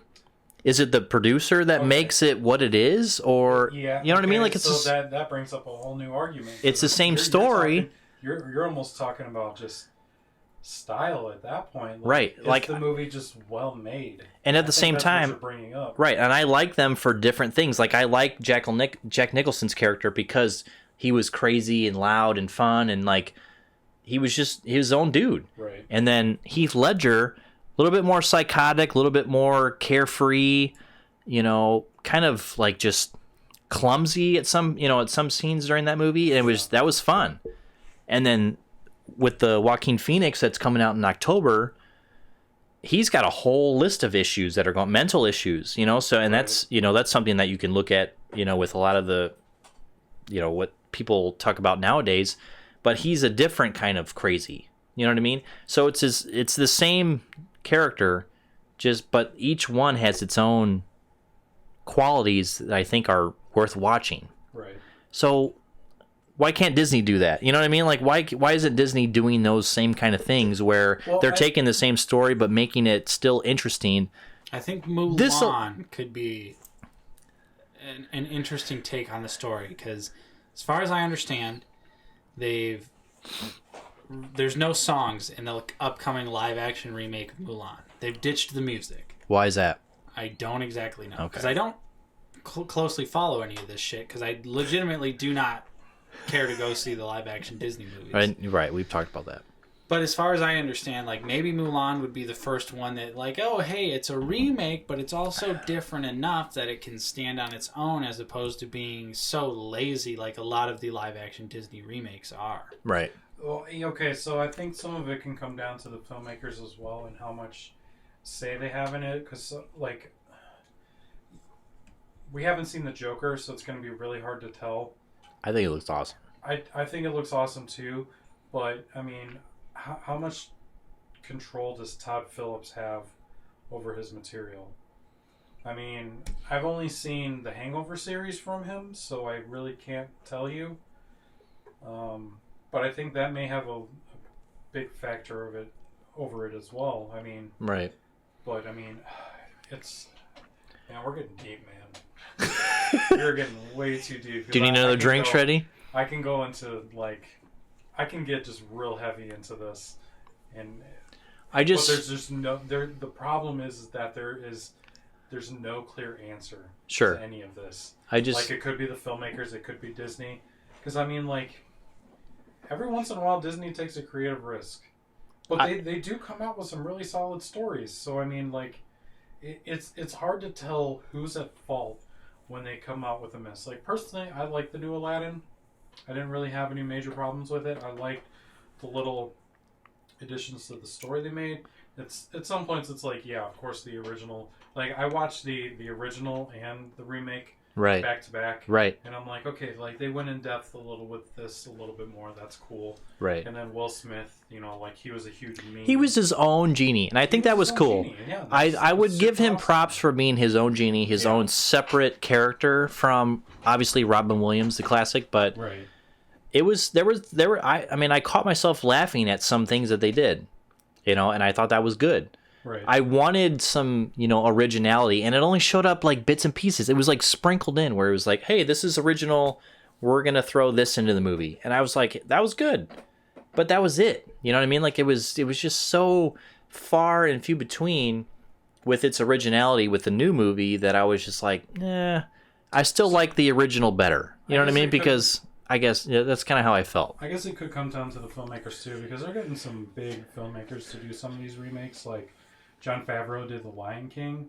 He did The Jungle Book. So maybe he's the guy that likes to just play it safe. He doesn't want to offend anybody. And didn't both of those movies kind of fare on the lower spectrum of things? You know what I mean? Like, they weren't perceived very well. Or was Jungle Book?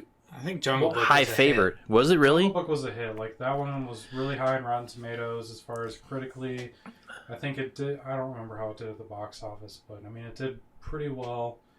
Guy Ritchie did Aladdin. I'm not super familiar with Guy Ritchie, but he did what movies did he do? Guy Ritchie? Guy Ritchie. He did I want to say Lock, Stock, Two Smoking Barrels, whatever that movie's called. I think he did that one. He does like a lot of crime movies like that. So I think people thought he was going to take maybe some more risks with it. But like Nate, you saw Ragnarok, didn't you? Yeah. Yeah, Ragnarok was good. I love Thor Ragnarok. Yeah, and Taika Waititi is doing the new Thor as well. I mean, yeah. What did you think of that? Do you feel like that one took more risks as far as Marvel movies? Like just having just a little bit more of an original touch than some of the other ones. When you went to go to the bathroom, we were talking about Edgar Wright's Ant-Man.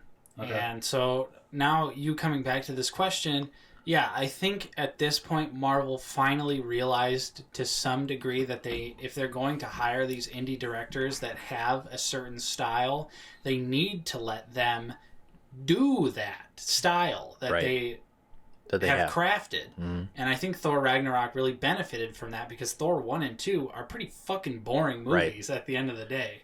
Like, who's the villain of Thor 2, Shreddy? Exactly. But the villain of Thor Ragnarok. But Thor, it's Hela. It's Kate Blanchett. Right. Exactly. In that costume. Right. Never forget. And that movie is funny. They made Thor funny. They made him have like a big personality. They completely changed him almost entirely as a character, and in my opinion, for the better. Right. Like, I was like, oh my god, like, I like Thor now. I haven't seen I didn't see Thor 1 or 2. I saw Ragnarok because of the trailer, which looked way more appealing than the other two. And watching the movie, I'm like, man, Kate Blanchett, pretty good looking. She was a good looking bad guy. Crazy demon lady. But her character was good. And then Thor himself, the story that they had within the movie was kind of funny, like, oh, I'm done. I'm not doing this stuff no more. I'm fat. I'm drinking all the time. I'm a sailor man. Totally changed, and then as the movie goes on, he changed, and then the last battle scene, pretty good. Mm-hmm. Pretty good. Mm-hmm. Speaking of Waititi, did you see the trailer for Jojo Rabbit? No. Oh man. Good. How he got away with that movie? I have no. I was so Taika Waititi, he's the director, but he's also an actor. And he's playing Hitler in his movie. Oh, yeah, that's right. I heard about it. Whoa. Yeah. I need to check out this trailer then. But going back to Jon Favreau's made some bangers. Elf, Iron Man 1 and 2. Yeah, I mean, he made the OG Marvel movie. Yep. He started the MCU. Mostly his reason that the MCU took off. Chef. Great movie. It's a meme, but it's a great movie. Love that movie. And then I did see that. I did see Chef. That was a good movie. Yeah, and he's the main actor in the movie as well. Yeah. So that was a good movie. He's made some bangers, but guys, I really think we should get back on topic. Wait, what are we talking about? I have to. He's got to finish his White Claw here. Finish? Which one is that one, Shreddy? This is number 3. Okay, good. I got to do other things. Finish your point, and then let's talk about Once Upon a Time in Hollywood. Are we on a time limit? Nate, no, you gotta go. You gotta go, bro. But we've just gone severely off the rails. That is true. We have. I know. We talked about. I'm 40 in. I'm trying to rein you guys in. All right, Nate's the most sober one here, Shreddy. Yes. Be quick about your. Shreddy is always quick. Right. That's good. How are you, Steven? I'm doing good. I'm very glad that I went to go see Once Upon a Time in Hollywood. We're seriously eventually going to talk about this. That's what we're going to talk about next. Once Shreddy gets back from the bathroom, we're going to talk about that. Good film. I do have some complaints. Mm-hmm. I do have some critiques about it. Sure. I'm not the most avid moviegoer. However, I do have some insight. And I'm looking forward to sharing it with you. So overall, though, were you glad to see Leonardo and Brad Pitt on a movie together for the first time? I'm glad to see any Quentin Tarantino movie in theaters. Really? So you don't even care about who was in it. You were just glad to see Quentin Tarantino. Of him as a director, as are most people. He's a pretty big, Right. You talk to those people who are like, yeah, I like film. Right. And then they're like, Quentin Tarantino is my favorite director. So he's like the big... Seriously, look how fast that was. But it's like chugging a White Claw. I'm I'm like trying not to act drunk right now, but like Look, he didn't even dry his hands. My hair You know what? gets crazier and Just crazier. cut. You know what? I enjoyed Cut what? the kidding. movie, and I enjoyed seeing it in theaters. So What movie? yes, Yeah. Once Upon a Time. We're finally getting into our main topic tonight. I know, man. We're going to talk about Once Upon a Time in Hollywood, starring Margot Robbie, Leonardo DiCaprio, and Brad Pitt. Let's get into it, Nate. And I'm just gonna say, straight up spoilers. This is a spoiler-free review. Been out for 2 weeks. The movie's been out for Right. a while, so we're gonna talk spoilers. Can we're not we, gonna hold Can we anything talk back. first about how, like, let's give the. I gotta stop hitting my mic. Can we talk about the TLDR? Like, what did we all feel about it first? Okay. I'm very much in agreement. When I first heard you guys saw it first before I did. Okay. And then Alex's initial thoughts and review of the movie was, meh, I don't really know right now. I don't know. When I watched the film yesterday, I watched the 12:15 show at the mothership, and I basically summarize it as this. You go to Great America, you buy your ticket, you're excited, everything's feeling really good, right? You're just, man, the atmosphere's good. I got good actors in this movie. Quentin Tarantino, he really makes good films. You know, like, you buy your ticket, you get in. I sit down at my seat. Keep your hands and feet inside the ride at all times, right? Like a Great America. And then you go up the ramp, right? You go up the ramp for, in my opinion, 2 hours and 20 minutes. This movie's what, 2 hours and 40 minutes with trailers and all that stuff? 2 hours. So you go up the ramp for 2 hours and 20 minutes. It's very slow moving, right? There's a lot of dialogue. There's a lot of drawn out scenes, in my opinion. And then you hit the climax of the movie. And it's 5 minutes of crazy just, oh, what is going on right now? And then you're done. You're off the ride. You're on to the next, you're on to the next area of the amusement park. That's how I felt this movie was. 2 hours of build-up, 5 minutes of action, and you're done. In my opinion, this movie was probably a 4 out of 10. Wow. Whoa. Just because, like there was, I mean, I like the movie at certain points because of what was going on. I like the relationship between Clint and Rick. Okay. That was a good relationship. I thought it was genuine. I thought it was all in. And then there were other scenes that I liked throughout the movie, but the initial, like, just overall as a whole, man, like, I don't know. Like, I don't rate it very high. So I feel like you probably have a lot of the same problems I did. Whereas, like, I watched a lot of reviews for this movie beforehand. I try not to, but just, Right. People get to watch pre-screenings and things like that, and they post their YouTube videos for Right. reviews, and I'm just like, Yeah, whatever. I'm so curious. I'm like, okay, let's see what they, like, is it going to be what I want it to be? Like, Right. Is this the movie? And a lot of people describe this movie just as a hangout movie. Like, not much really happens. Right. And, it's just people just chilling. Right. And I'm like, okay, that's not, like, there's a lot of movies that I really enjoy that are like Dazed and Confused is like a chilling movie. Right. I had no problems. That's one of my favorite movies. I love that movie. Is that the one we watched early spring? Is that Dazed with and Confused? Matthew McConaughey? I mean, that's a Matthew McConaughey movie, but we haven't watched it together. Well, we didn't watch it together, It's but an old movie, I did. bro. Wait, what was the one that he did just earlier this spring? Serenity? Yeah. I didn't watch Not that. even Wait. the same You're realm. confused, Dazed and Confused with No. I'm just saying, Serenity? like a hangout movie. Like, that was, I don't know. I guess for me, that's a different topic. But it was just kind of like, meh, whatever. We're just kind of hanging out watching this movie. He's doing whatever he's doing. But there's, I mean, like a hangout movie, like Dazed and Confused. Like, things aren't really happening. Like, things are happening, but it's not like anything significant. right. That's how I felt this movie was. But my problem is that I guess just watching so many Tarantino films that I'm just like, I expect like explosions to happen. Right. And don't get me wrong, this movie had an explosion for sure, but it's not like a Django Unchained explosion. It's not like a Hateful Eight explosion.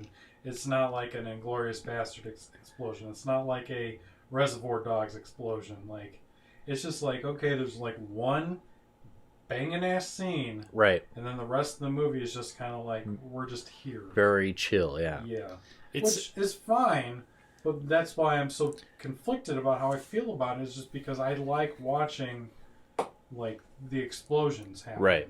I like the build up to the explosions, and I don't think like you say it builds up to this moment, which I guess we can just spoil it. It builds up to them killing the Manson family. Right. yeah. But I don't know if that's necessarily true. I felt like them killing the Manson family just happened. So where's your build up then? No, I don't think there was a build up. I think because they only showed Charlie Manson one time in the movie. Right. He was in the like an hour before all that stuff happened. Yeah. Like he's in one of the earliest scenes. Like my girlfriend and I watched the trailer earlier because she asked me if for some reason she asked me if the Margot Robbie scene in the swimming pool happened. I'm like, I don't remember. Which that's probably a scene I should remember, but I did not remember it. I mean, I thought there should be more Margot Robbie, but yes, that's just me. That is true. But there is a scene in the trailer where Charles Manson is like waving at Brad Pitt, who's standing on the roof, like, you know, when he takes his shirt off to fix the antenna on the TV or whatever. And that didn't happen. That didn't happen in the movie, which is fine. But there's literally only one scene with Charles Manson in the movie. Right. And that's when he's walking away looking at everybody. Right. And I'm like, I don't understand the point of why he's in this movie. Like, I wish there was more of that. And, like, I think I was disappointed. Like, I don't know much about the Manson murders. I thought that Sharon Tate and Charles Manson were together, but I guess I got those facts mixed up. Right. Yeah. I guess I have some questions for you guys to see if you can maybe clarify the movie for me. Because when I watched it yesterday, I watched, you know, like I said, the 12:15 show. During the Margot Robbie scenes, did she lie about being Sharon Tate? No. She is Sharon Tate. Okay. She's Sharon Tate. Okay. So then when she brought to the box office cashier, when she said, yeah, I'm the girl in the movie. And then the cashier says, yeah, you're blah, blah, blah from this movie. And she goes, yeah, that's me. I felt as if she was lying. Like that really wasn't Sharon Tate. And Margot Robbie's character was just infatuated by looking as if someone, you know, she was that person. And she was infatuated with being sought after by an audience or a crowd. She's definitely plays Sharon Tate. I would assume the reason so like, you know how in the movie when it's like Leonardo, like Rick Dalton, Right. and it's showing like old clips and he's superimposed into the old clips. Right. I think that out of the respect for Sharon Tate that they did not choose to put Margot Robbie superimposed as Sharon Tate, and they just left it as like when she's watching the movie and it's actually Sharon Tate, it's not Margot Robbie. Okay. I think they did that out of respect because obviously horrible, terrible things happened to her. Right. And I can see why that would kind of, because it threw me off at first as well when I was watching the movie. Because I was like, okay, why are they showing actual Sharon Tate? Right. When Rick Dalton's not a real person, but when, you know, Leonardo's Rick Dalton and he's superimposed in the movies. But so like at the time watching it in the movie, I was kind of just like, okay, that's a little weird. But afterwards I was like, okay, it's probably because they want to pay respect to Sharon Tate because she was obviously murdered and had terrible things happen to her. She was pregnant at the time too. So I would say though, what you guys were talking about with the Charles Manson thing and the Manson family seeming out of place, I would have to disagree with that. Because the moment you see Sharon Tate... I don't want to say that it's out of place. I just don't feel like it built up to the murders at the end. I would still say it built up to that just based on almost every single person in America knows who Sharon Tate was, knows about Charles Manson, knows what happened. So the minute you put Sharon Tate in the movie, and also tease the fact that Charles Manson is in the movie, you know, as a member of the audience and a member of like an American person, I'm sure people across the world know about it, but you know that there's going to be some end result that is not going to be good. Right. And so I think throughout the movie, when you see scenes with her, it is building towards that. And you see them when Brad Pitt's character goes to the ranch. Right. That scene is so tense. Seriously. The tension in that scene, especially when Brad Pitt's character is asking, where's George? Where's right. George? You're like, oh my, like what's George? And then it's just, George is just Sure, he's just a blind dude sitting in a bed. Which, by the way, I don't know if you guys knew this, but Bruce Dern, who played George, that was actually Burt Reynolds, but he didn't get to finish before he died. Ooh. Yeah. I did not know that. George was Bruce Reynolds. Dang. Bruce Reynolds. Bruce Reynolds. Wait a minute. But White Claw. Right. I think you put characters, well, not characters, you put real people like that into the movie, and that is what the tension is built off of. And I think that the movie expects you to have a degree of knowledge coming into it. I guess I was kind of thrown off, and I was actually waiting for something crazy to happen at that point because of the eerie music, and then like the chick, the redhead, she played a really good job and saying, no, he's taking a nap. It's impossible for you to see him. By the way, you're talking about the Dakota Fanning. Yeah, and it's just like Dakota Fanning. I'm just like when they go in there and she's and he finally I don't know, like in my seat at the moment I was just like something crazy gonna happen. I was from the screen I was looking away. Like, I can't watch this right now because something crazy is going to happen. This movie is simultaneously insanely indulgent, but also reserved for Quentin Tarantino. Yeah, I think that's where I had the issues. I think I was just underwhelmed because of that. He really indulges himself in his dialogue, and almost, I said this to you, Shreddy, and I don't want this to sound like an insult, but I don't think there's a way to not sound like it's an insult, but the Family Guy humor. And what I mean by that is that characters reference an event, and then it cuts away and shows happens. the event. Right. And it does that a lot in this movie, more so than I would say any other Quentin Tarantino movie. He indulges in the referential humor and then also shows you the reference. Right. And he really indulged in his dialogue in this movie as opposed to the other side of Quentin Tarantino where it's the blood, the violence, the craziness. Right. Which they saved that for the end, which the end scene, because it is different. And when they were building up to that, I honestly thought we were going to see the murder of Sharon Tate. Right. Quentin Tarantino style. And I'm glad that didn't happen. Right. I, for one, loved the switcheroo of the ending where it portrays the Manson family as a bunch of incompetent idiots. Right. Well, no, I think the ending was fine. I just don't think it built up to it very well. That's all I'm saying. Yeah, it did seem kind of abrupt, I would say. I understand where you guys are coming from, but for me personally, the minute you put Sharon Tate, you put Charles Manson in a movie, something at the end is so you're linking the two together. And it's always, in the back of my mind, it's always like, watching the movie, any scene with Sharon Tate, I was like, is this going to be it? Is this going to be something? Right. And it almost adds like a weird underlying tension to every scene that she's in because you're expecting like, okay, there's something that's going to happen to her. So let me go back to that thing. Well, switching gears, but staying on the same theme. Can we talk about the build-up to nothing? Like, there's so many times that things are referenced that just don't lead up to anything. Such as, for instance, Brad Pitt in that scene at what's the ranch called? Do you guys remember? I don't remember. No, but the ranch where the Manson family lives. Right. Where they shot Bounty the girl Law. that plays Kat. Fantastic actress, by the way. She's in the show I love called The Leftovers. So I'm like, oh, that's you. Lovely. Right. But anyway, like one of the things that, especially in the trailer that is referenced, she says, Charlie's going to love you. Right. And then we never saw that. It doesn't lead up to anything. Right. We never saw the interaction between the two. And I felt like there was just so many times things are referenced and then it's just like we're just never going to talk about it. Okay, well, just like Brad Pitt's character murdered his wife. Right. Yeah. They reference that constantly in the movie and it leads nowhere. I do agree there's a lot of things that lead nowhere. Again, Leo, when they're talking about that movie he was in, but then he was like, I wasn't in that movie. But it's showing you clips from that movie and he's clearly in it and you think it's going to lead somewhere and it just doesn't. And I think obviously there's a rumored Netflix 4-hour version of the movie similar to Hateful Eight. Hateful Eight. Yeah.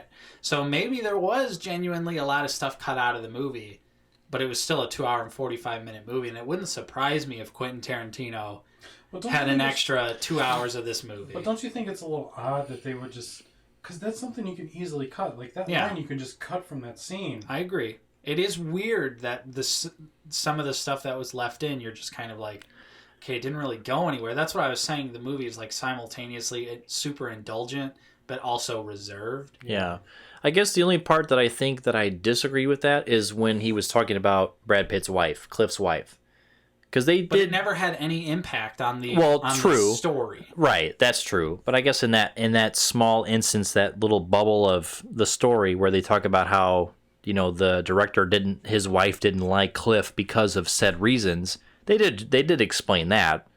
But in the overall picture of things, yeah, that didn't really matter. Like, it was just like such an insignificant moment to focus so much time of the movie on. Right. Like showing you when they're on the boat. Right. And his wife's complaining, and then he grabs the harpoon gun. So I guess in that instance, do you guys feel that some of these scenes were drawn out?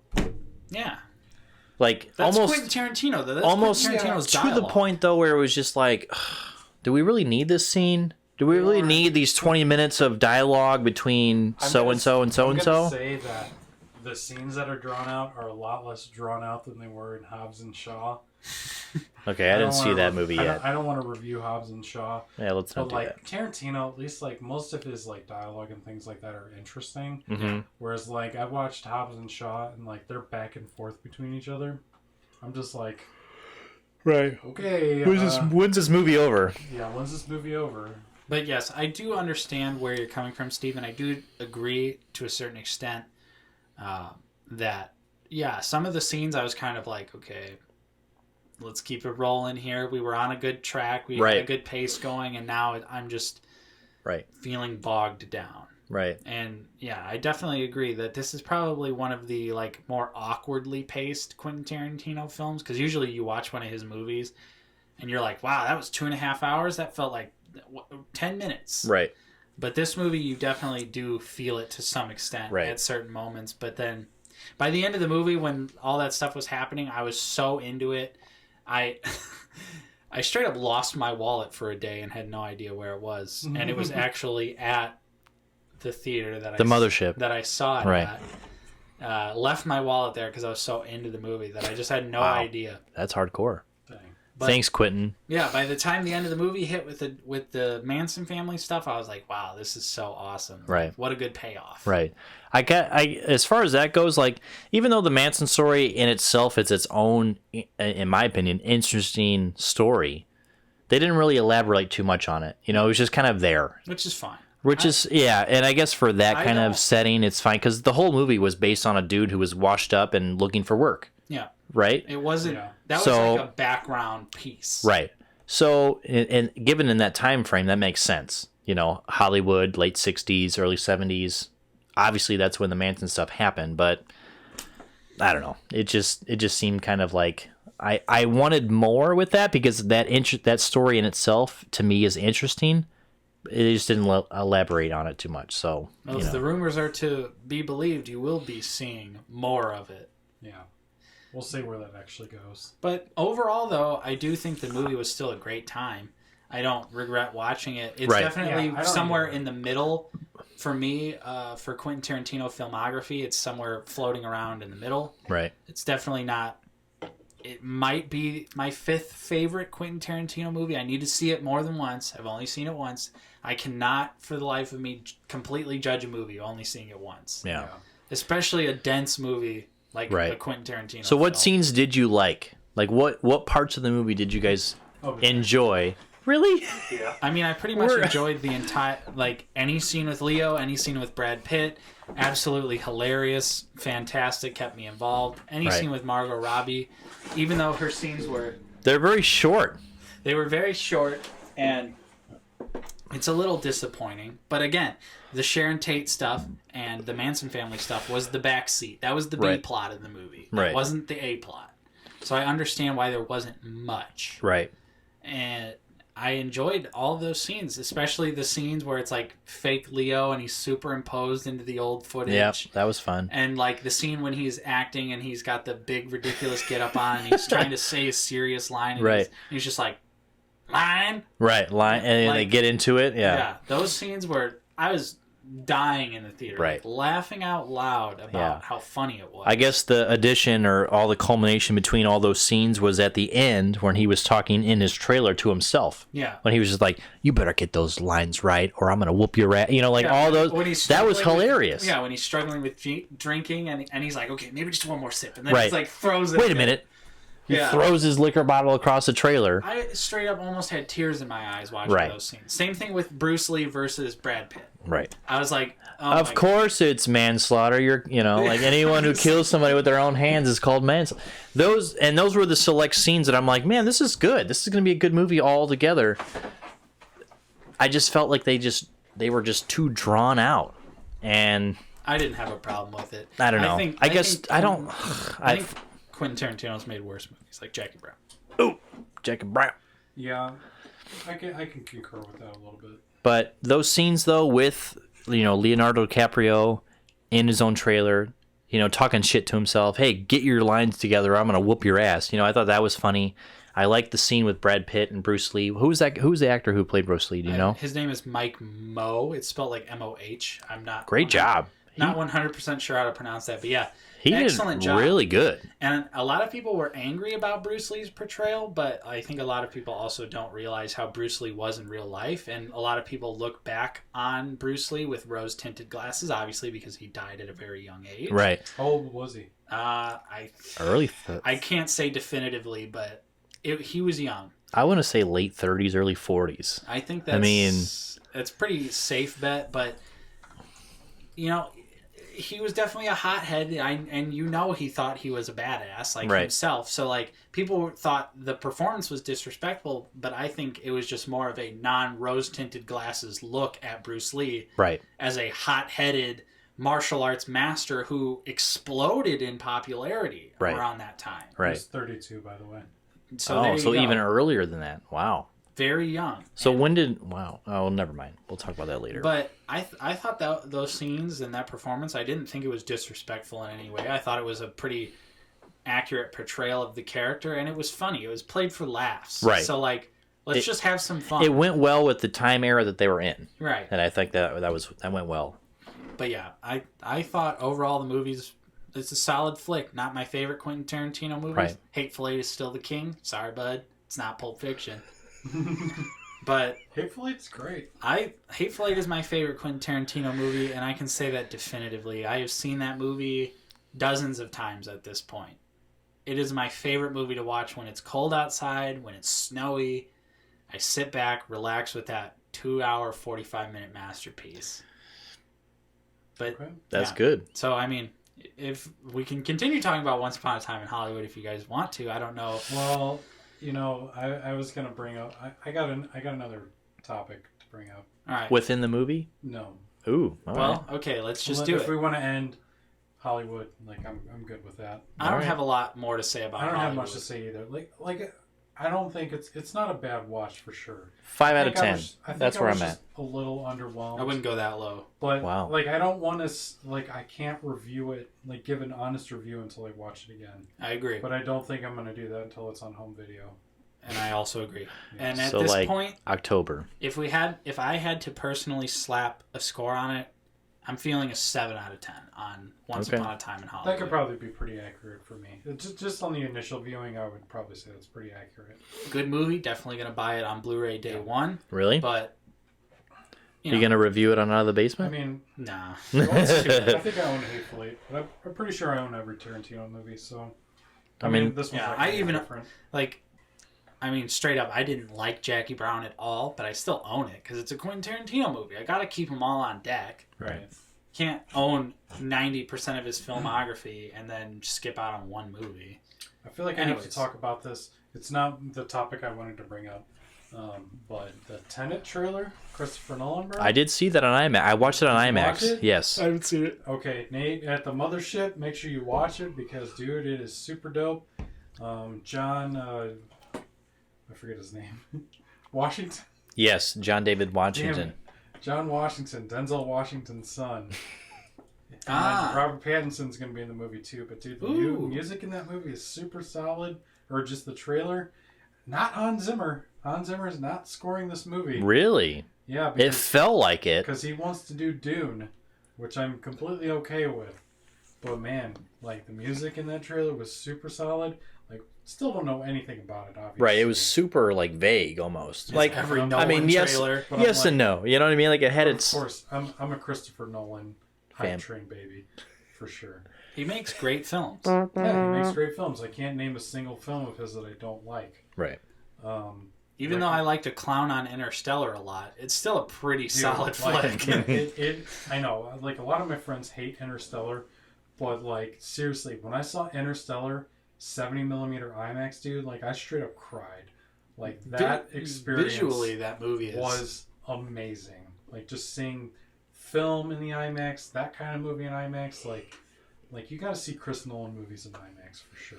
True. But that's a whole other discussion. Once Tenet comes out, you can expect, even if Lowside Podcast doesn't exist after that. What did they say? Late July, right? July 20th? It's July of next year. Right. We'll be around then. We'll be fine. I hope so. But, okay, so the topic I wanted to bring up, this is a very relevant topic. I don't know how much you guys want to get into it, but it's something that needs to be talked about right now. Video games. Ooh, Oh, God. Movies. Let's I know talk where about this it. is going. Know exactly Oh, what I'm talking yes, we about. do. We need to have this debate right now. Oh, because man. I am pissed off at the world right now. Okay, Let's so just say first off, Shreddy. Okay, go ahead. hearts go out Hearts go out. to the victims Right. of El Paso, Texas, and Right. Dayton, Ohio. Right. Horrible, inexcusable events Right. that are literally heartbreaking, and I was honestly like feeling pretty upset for the past couple of days. Like, dude, I'm just like, are you guys just pissed off? My question is It's when. it's frustrating. My It's question is frustrating. when is enough enough? It's never gonna fucking be enough. So, like, Well, and that's the thing. It's when it comes to money, the NRA is going to get so much money that they're going to be able to fight a lot of the lobbyists who are against them. So when it comes to that, it's going to take a big time battle. It's going to take a long time before real changes go into effect. yeah, and it sucks, man, because like these people who have so much fucking money, they have fuck you amounts of money. Right. They're the ones who are keeping everything the way it is. Right. They're keeping the status quo how it is. And like, do you guys think that we're actually going to see some actual change? No. So there was a meme that I saw through one of the people through the mothership. They posted a picture and it had all these different buttons that said do something, switches that said do something, do something, do something. And in the middle it said thoughts and prayers. And that button was where the finger was. Thoughts and prayers to the people of El Paso and Ohio. I'm sure that sounded great. It's terrible to see. Like that's what we know. That's what we know is going to happen. We're going to know that it's going to be thoughts and prayers. We hope everything's okay. We're going to talk about we want change, and we're going to talk about things that we could do to make that change be legitimate. But then it's going to be forgotten in a week or two. Let's say in a month, something else happens. Yep. It's like, it's rinse and repeat. It's rinse and repeat until the lobbyists are defeated. Gotta go to the Google machine. By someone who, or some party or some member who says, listen, these are, it sucks that facts are questioned so much that they're delegitimized by just mouthpieces, people who just say things just to say them, and people are like, oh yeah, that sounds good, yeah. Video games. Oh yeah, let's talk about video games, Nate. Can I say something real quick? I just Googled mass shooting calendar. Is it sad that I can fucking Google mass shooting calendar and I can look up everything that's happened? Well, yeah. So it is sad. And the sad part is that people aren't going to change and society isn't going to change because there's so many extremes. I think, in my opinion, that's the problem. There's so many extremes on both sides that there's not going to be any common ground with this issue. And this issue is bigger than me, 20-fold, 30-fold, 100-fold. Like, this is just a big issue that I will never have the answer for.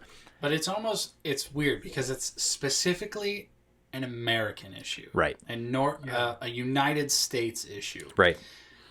And blaming video games, or even I saw other people trying to shift the blame to movies, TV, whatever. Right. It's Media like that. I've been like, I know that you can't speak for everyone, but I have legitimately been watching horror movies, playing violent video games since a very young age. I have never once thought of killing anyone right. or doing anything. These Right. people are clearly very unhinged to begin with. They probably have serious mental issues beyond being able to easily purchase guns or whatever to commit the mass shootings. And it's something that no one wants to address. They always just want to shift the blame to something else. That's why we're blaming video games like it's the because there's 90s money again. involved. I know, it's the NRA lobbying. Right. They're simultaneously saying, oh, we're so sorry that all these people got killed, while also putting money into the pockets of politicians to say, hey, keep those gun laws loose so that we can, keep selling and keep making money Right. off of, the members in our club or whatever. Right. And I don't think it will ever change in the United States, and it's because our country is built up so much of Second Amendment, own guns. You need to do this, like. And you know what? I don't have a problem with owning guns either. But common sense gun laws. Common sense gun laws, yeah, they make sense. Not. There's so many unbelievable loopholes. I didn't think we were going to go this way. But you know what? I didn't either, but honestly, I feel like it needs to be addressed. We have to talk about this. Like, it's right. it's pissing me off because, like, is there anything that can be done? Like, are we just so fucked as a country that there's nothing is just... There is something that can be done, but right. people as United States citizens don't want to do it. Look at any other country that has very strict gun laws or straight up bans on gun laws. There's very little mass shootings, and I wonder why. But the thing is, do they have the same, like, because, like, capitalism is so... No. Like, important to this country. Like, do they have the kind of, like, billionaires and just these people who are just influencing all these laws and shit? I mean, I'm sure they do. Yeah, but to the extent, like America... But that's why I'm saying it's America is, like, legitimately probably the greatest country in the world. Like, no doubt. Like, based on money? It's, like, being able to just make things happen. Right. Like, despite, like, all these mass shootings and shit happening, like, you were able to, like, make shit happen. If there's money involved and people are making money from it, yes, I feel like there's going to be change. But the thing is all those people, like Nate said, the NRA, there's so much money involved in those. There's a lot of the GOP, the Republican Party, they influx so much money into that group that they're able to put out messages that say, listen, the responsible gun owner is not the problem. And you know what? That's true. The responsible gun owner who does have, 45 guns at home, who has, tons of ammunition. And a clear head. Right. Who has a clear head and has tons of ammunition at home. They're not the problem. So what is the problem? Is it mental health? Is it people who've been left behind? Is it people who have less opportunities than, say, me and you and Alex? Like, what is the issue here? And that's the thing that we need to come to terms with, is what is it that is driving these people who don't have... They don't have the mindset to live, and I feel bad saying this, is live a normal life. Why is it that they're so discouraged? Why is it that they're so, inept to want to make these acts of horror happen, right? So it's all, to me, in my opinion, a lot of it is mental. Mm-hmm. The outcasts of the school group, the person who's teased a lot, the person who's made fun of. Why don't we help them curb those thoughts into something that's way more healthy, way more constructive, but instead what of... do you do about the people who just don't say anything? I mean, because, like, no matter what, like, mental health is something that has definitely expanded over the last probably 10 years or so. Right. But what about those people who, there's still that stigma, like, oh, like, I have these thoughts, but... it's not natural. It's not something that's easily talked about. Like, how am I going to go seek help about this? Like, yeah, like, if I want to kill people or something like that, like, I'm going to go to jail. Right. Like I have like these thoughts. If I go see a professional about this, what am I going to be able to do about this? And I think that's the problem too. Like that's the conversation we need to have as a society. Like, yes, let's pretend Alex has those thoughts.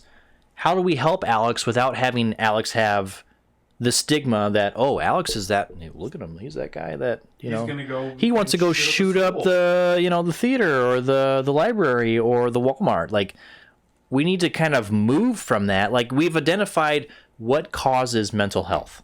So how do we move forward to help people prevent that kind of mindset that says, I want to go shoot up a Walmart? I think that there's...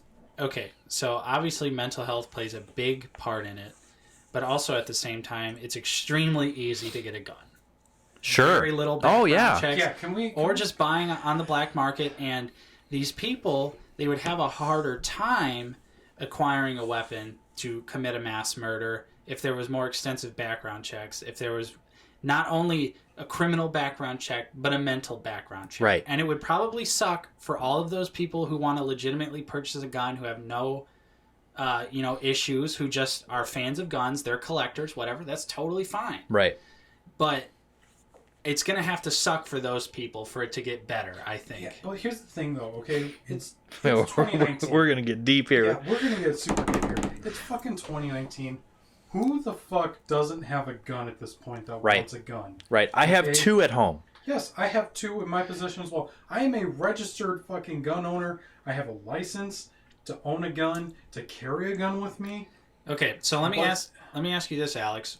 Would you, if you wanted to purchase another gun, would you be pissed off if you had to take a mental evaluation as well as a No. criminal background Absolutely check? No. not. I think I think that's the issue, is that people who are pro owning a billion guns, have a problem they with that. don't want to submit to that. Right. But I think that truly at this point could be one of the very few solutions. Yeah, like, do you need the gun right now? Oh, I gotta go take it to the range right this second to go shoot it. Right. Like, go shoot one of your other 20 fucking guns. Who gives a shit? Right. Yeah. Right. The other problem I think, and it's really this is getting very political here. Classic low side. Right, classic low side. The problem is we have a person in the office who is very anti south of the border. He's No, made very hang on, wait. Okay. He's made very derogatory comments to people who are in Mexico, right? Oh, you mean like when someone said the solution was shooting him, and he said you could only get away with that in the Panhandle? Right. God, Yeah, that's a So great this thing to guy, say. right? So this guy piss again. in the White House. No, stay here. You need to stay here for a second. No, but I can't. For the dude in the White House to sit here and say, we need to do away with illegal aliens because of whatever reason. But at the same time, he can sit here and say, like, it's just, it makes me angry because you can sit here and say these things about illegal aliens and all these people are coming over. They're gonna rape our, they're gonna rape our women. They're gonna steal our jobs. Blah blah blah blah blah. But time and time again, all of these terrorist attacks within the United States are from what race are they?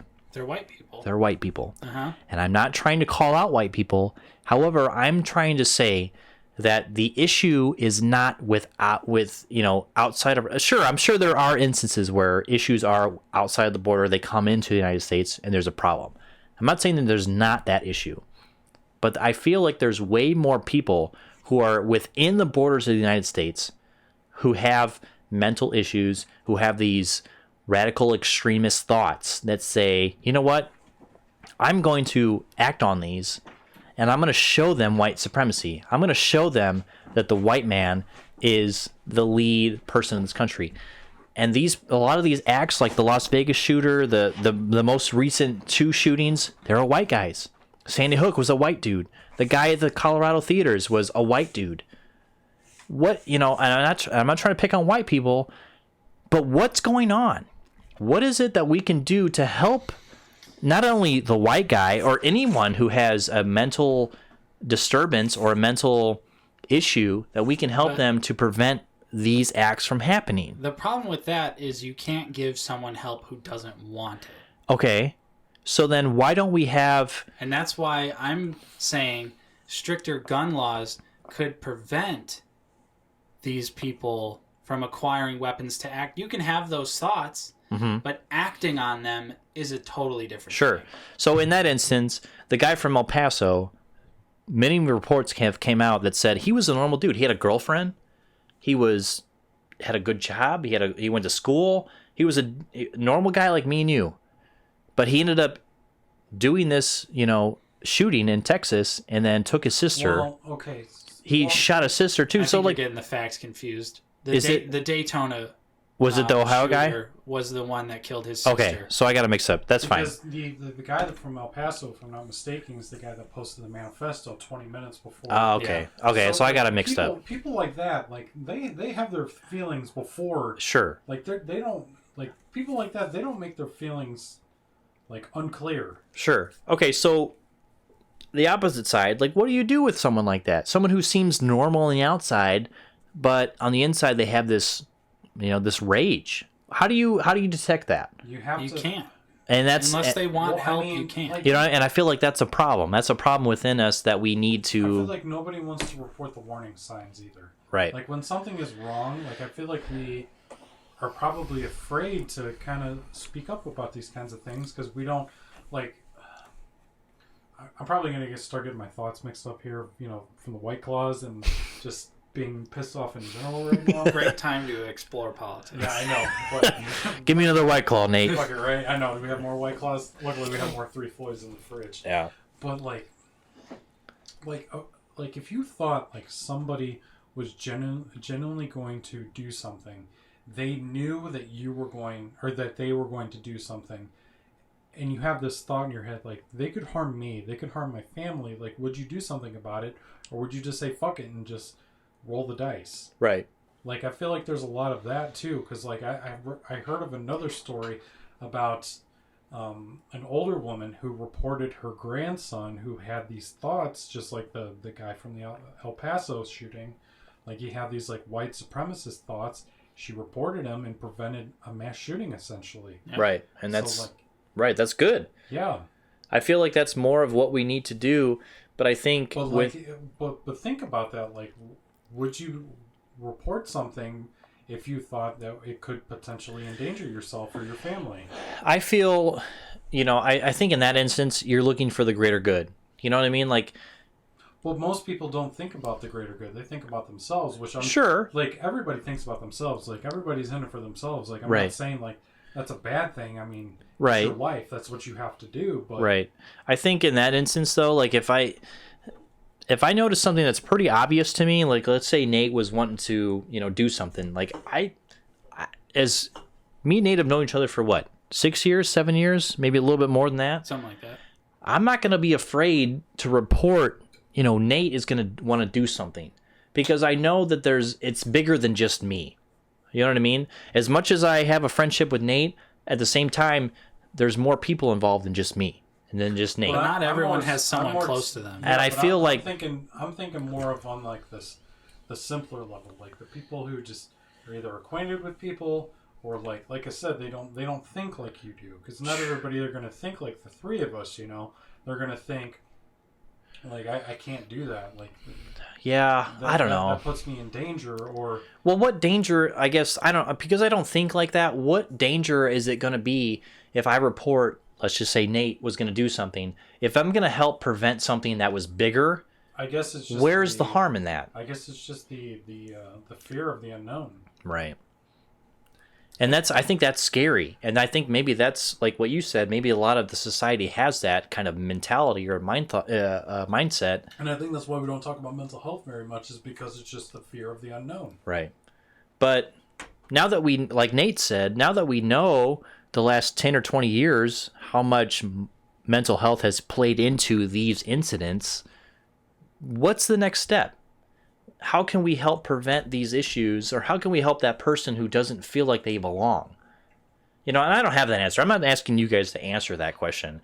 I'm just saying, like, where is the next step? I think one of the things that doesn't help is that there's, and I don't know how to stop this either, like, and obviously, like, on a greater scale, nobody has figured out how to prevent this, but there's people the problem is too is there's a lot of like-minded people. Right. So if you're thinking about homicide, maybe you're like trying to talk yourself up to it. You go on the internet and you find other people who are thinking about homicide. Right. You know, and it's like, you know, you hype yourself up in that kind of instance. I think we need to figure out how to talk those people out of it too. But how do you reach them without feeling some sort of stigma? I don't think there is. I think that's just an evil of the world that we're just never going to be able to figure out. No. And it's just unfortunate. But are we really not going to figure it out though? I mean, why can't we? I mean, why is there so I think the problem too, the biggest problem is there's just money involved. There's too much money in people who want to keep the gun laws in effect. And money is the root of all evil. Like, that may be a meme and it's the old saying, but it's the goddamn it's still truth to this day, because you look at how many people who could benefit from stricter gun laws, and then you have the other side who say, look, I'm a law-abiding citizen. I've had guns forever. You know, I'm 40, 50, 60 years old, and I've had guns, and I've never shot anybody. So why should I be punished for some crazy who went up and shot up a movie theater? Okay, so should we let's detour a little bit. So, like, as far as like handguns, okay, handguns, okay, yeah, handguns, like, they can kill a lot of people, but they don't kill the people on the scales like. All right, Nate, you're in. I got an AR-15. You know what I mean? So, like, the thing that I've been thinking about a lot recently is, like, what possesses people to buy those aside from killing people? Like, should we put those on the market? The only, like, a lot of people are like, I gotta protect myself from the government and all this shit, and that's such bullshit. If you needed protection from the government, a goddamn AR-15 is not gonna help you. I think you could honestly employ different levels of background checks, maybe criminal and mental. So, like, maybe you want to get a handgun. Maybe it's not so strict, but you want to get, like, a high-powered rifle. But maybe it gets a little bit more strict. Rifle? Like, that, yeah, but the thing is, like, what is the want of having a rifle aside from a hunter? Like, it's cool. I mean, you could hunting. But you can get just like sports. A standard rifle, like not like a semi-automatic rifle. You know what I'm saying? Well, yeah. I mean, there's people out there that want semi-automatic rifles, and I don't think that they should necessarily be unable to obtain them, but I think there just needs to be stricter background checks to acquire those. Yeah, it's not easy to discuss, because I don't think banning every single type of gun on planet Earth is going to do anything, because there's obviously an illegal side to it that you'll never get around. Right. So it's like, if these people if they really, really, really want to commit these horrible acts, they will find a way. But I think enforcing stricter laws for the people who get their guns the legitimate way could also deter that, because it's not so easy to set up a black, like I don't know how to contact a black market person and buy a weapon from them. It's like, that's harder information to acquire. You got to go a little bit further if you want to jump into that. Further, but I mean, if you're really determined to do something, I mean, you'll make it happen. Right, but I'm pretty sure. I don't know exactly, but I'm pretty sure both shootings, or at least one of the shootings, the weapons were legally purchased. Actually, one of them was not. But one of them was. I don't know much about the other shooting, but just from the research that I've done from one of the shootings, I'm almost positive it's the El Paso shooting. But the guy lied on his application. Oh, like yeah. his name or something like that, and was able to legally put his wrong address or something like that. Something crazy like that. So it's a shitty subject. So what's your thought on being able to purchase the want and the ability to purchase a semi-automatic assault rifle? So I guess my mindset is this: I can go to Bass Pro and buy all the fishing stuff I want, and then go upstairs and buy all the gun stuff I want without any question. Almost, little to no question, because they're going to ask for my ID, they're going to ask for my social, they're going to do a background check, and that's it. my background check is probably going to be pretty clear to them, right? But what about up here? You know what I mean? What about, like maybe I don't like Alex or maybe I don't like Nate and I want to get rid of them. But they don't know that because it's not on my background. Like there's nothing to prove that says, Steve has this nasty mentality that he wants to, present to people. He wants to show them that, what, I'm going to get rid of Nate. I'm going to get rid of Alex. And that's it. That's all I want to do. They don't know that based on a background check. But I don't mean so much that as I do, like, just what do you think the mentality is of just wanting to own an assault rifle like that? Like, handguns, I understand. Like, you want to be able to protect yourself. But I mean, like, a fucking AR-15. Like, have you held an AR-15 before? I have not, no. I have. All right? It's fucking kind of scary. But I mean, like... But there's a sense of power with that, too, that people like, right? Yes, I know, but what's the point of that? Well, the point of that is to say... The government is going to come and kill us all, and I'm going to have them to be ready by having this high-powered... No. They're turning the freaking frogs gay. Right. I think the mentality, or what it is that I'm going to make money by selling this product to people. No, not the seller. I don't give a shit about the seller. Right, but that's the buyer. Sure. Well, the buyer wants to have some sort of superiority. Why do you buy a big truck? Because you feel bigger than everybody else, right? My big's bigger than yours because I have a big truck. You have a little, SUV. I want to have the biggest and baddest thing that's out there right now because it's available. Why? Because they make it available. Why would I want to buy... sure, I would have a bazooka over a pistol any day. Why? Because I can annihilate 3 people or 4 people in one shot as opposed to a pistol that maybe take 5 or 6 or 7 shots. I just feel like I'm trying to figure out the mentality for US is bigger and better. That's what I feel. It's as simple as that. Bigger is better, right? I fucking hate that. And that's all it is. Why do I have a bigger truck? Because it's better than a smaller truck. Why do I have a Hemi as opposed to a 4-cylinder? Because it's bigger and better. That's why. I'm better than you because I have a Hemi and you have a 4-cylinder. You know what I mean? It's as simple as that. I hate all of you. Not all of you. I love all of you, but god damn it. That mentality drives me up the fucking And that's wall. as simple as I can think about it as it being. The bigger the better. The bigger caliber, the more guns or bullets I can hold in a weapon is better than a pistol. Yeah. I think, and it's almost as I seriously think that's as simple as it gets, because it's available and because it's bigger and better than the something above it. Steve, Boom. You just described the United States. Right. Bigger and better. Right. Everything has to be bigger and better. I don't get it. Well, You weren't put on this earth to get it, Alex. I know. And that's why I feel like that's what we're talking about because of that. Like, yes, I've had a 1500 GMC Sierra truck. That was, probably one of the bigger trucks, on the market. Obviously there's bigger trucks, but we're talking within reason here. I felt, man, I'm the king of the road here. I got a 1500 truck. I got a big ass GMC Sierra. Move over, little Honda. Watch out, Honda Civic. Watch out, Ford Explorer, whatever the hell you drive. Get out of the way, Alex. I'm the king. Daddy drinks. Right, I'm the king of the road. Why do I feel that way? Because I have a bigger and better vehicle than you. You have a bigger and better weapon than I do. That's how you're gonna feel. You know what I mean? Like, I feel like it's a simple mentality, and that's all it is. Bigger is better. Big oof. Right. Mm-hmm.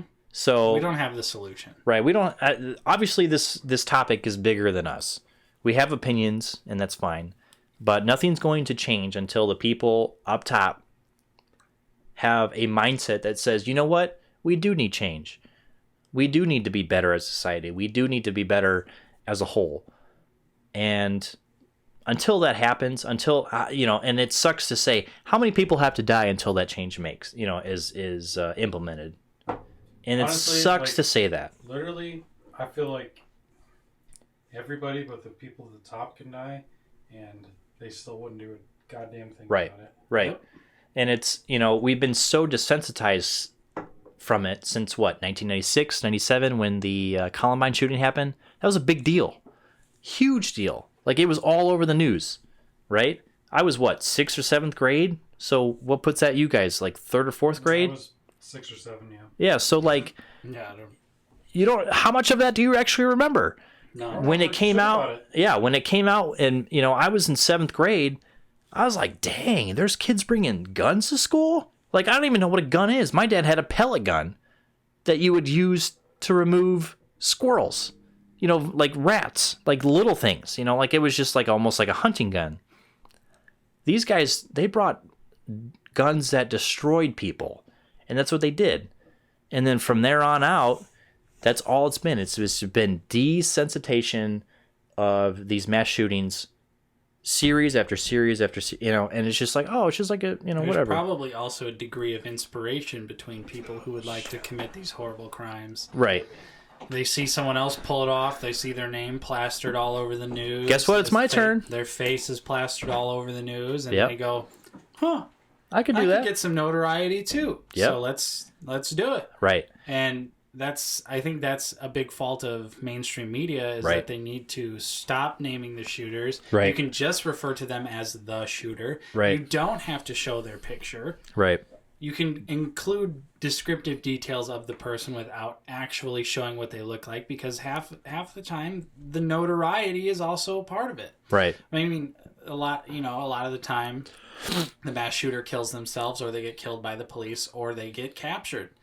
And it's like they want that sort of like notoriety. Right. And if we curved that also along with the media, stop showing their name, stop showing their face, I think that could also deter a lot of people, because they won't get that Right. high of being like, I'm going to go down in history books because I killed X amount of people for whatever reason. Right. And it's just, there's so many parts that cause these mass shootings that you can't nail it down to one specific thing. There's a lot of things that you can put the blame on. Right. But video games, movies, and TV are not to blame. Not at all. That's bullshit. Yeah, we didn't Right. even get into the... Well, I was going to say that's just the been media. debunked for years. I mean, it's years bullshit. and years and years and years. And years. Anyone with a fucking functioning brain should know that. And if you don't know that, I feel embarrassed for Maybe that's the problem. Maybe that's the core of the issue is they don't know the difference between like when fantasy and reality. Like, when- let's bring that into reality. Oh, we got a little Yeah. problem here. and maybe that's the fault of whoever's raised you. Maybe it's not. But True. I mean, when I was young and sat down, like I understood from a very young age that movies, TV, video games, it's all not real. It's all make believe. Right. It didn't happen. At least obviously You would not go to like- bed and wake up the next day. Right. I'm not personally afraid that a zombie wearing a hockey mask is going to break into my home and murder me. Right. It's like stuff like that. You got to have that separation, and if you fail to understand the separation at a young age, then maybe. But I really don't think that media has any effect. Right. Movies, TVs, video games. I mean, it's been debunked many a times, though. I mean, they've been talking about this since the early Here's '90s. the thing, though, okay? Like, Mortal Kombat. seriously, like, you... Doom. Like, how can that give you, like, seeing something... It's just on a TV scapegoat. Right. It's just a versus talking something piece. in real life, like... It's just a scapegoat. The experience is so much different. I mean, you're not witnessing it in the same Right. format. Mm-hmm. Right. And again, like what Nate said, this is just a talking piece. And, I don't want to rip on my Republican friends, but this is just a talking piece from the Republican Party, because that's where Trump is. He's part of the Republican Party, so that's what he's talking about. He's saying, hey, listen, this is the problem with video games. You know what they've said? They've said that since the early 90s. So that's almost, 25, 26 years ago. And guess what? It's still happening.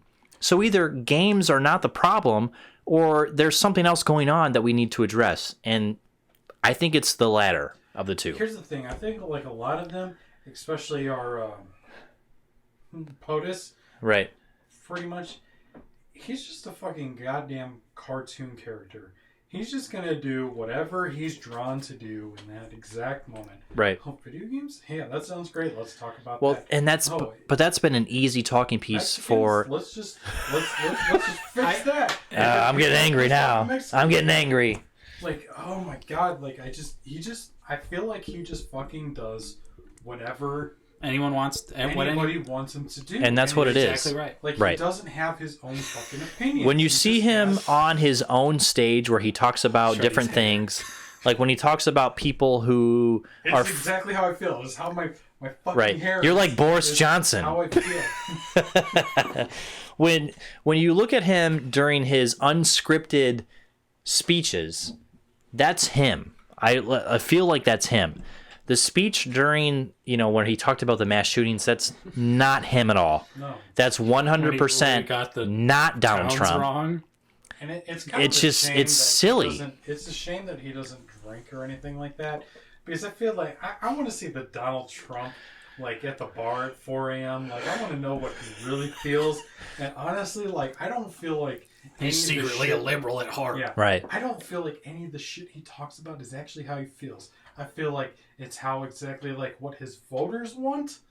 And it's like, oh, I want to stay popular. I want to stay in office. Right. This is exactly what I'm going to say and do because this is what everybody else wants me to Right. do. So, I mean, just fuck it, right? Yeah, I feel like part of that is a problem of what society wants to watch. Ratings are highest when people are debating with each other, right? Let's talk shit about each other, Nate, for the next 2.5 hours. People are going to love it. Nate or Alex, let's have a civil conversation. Let's talk about dogs. Dude, even Steve doesn't know who's who. And it's just like, dude, Hey, can we talk for a minute? no, this is Alex over here. I don't know where the camera is comparison to me. All my white claws are empty, ladies My and gentlemen. gosh, seriously, we're so losing you know. topic here. No, we're not losing the topic. I just wanted to point out. But facts for me. people are I not. am a man of facts, unlike some other people in our country. Liberals destroyed by facts and logic. Can we just say, I think like, the- maybe Alex Jones had some facts in him every once in a while. No, No, let's not. no. We're not going Alex there. Jones, that's a whole other All right, subject. All right, listen Okay, up. Listen up. Going back. So my thing is, people are going to watch debates and people ripping each other up and down more than they're going to watch two people who agree with each other, right?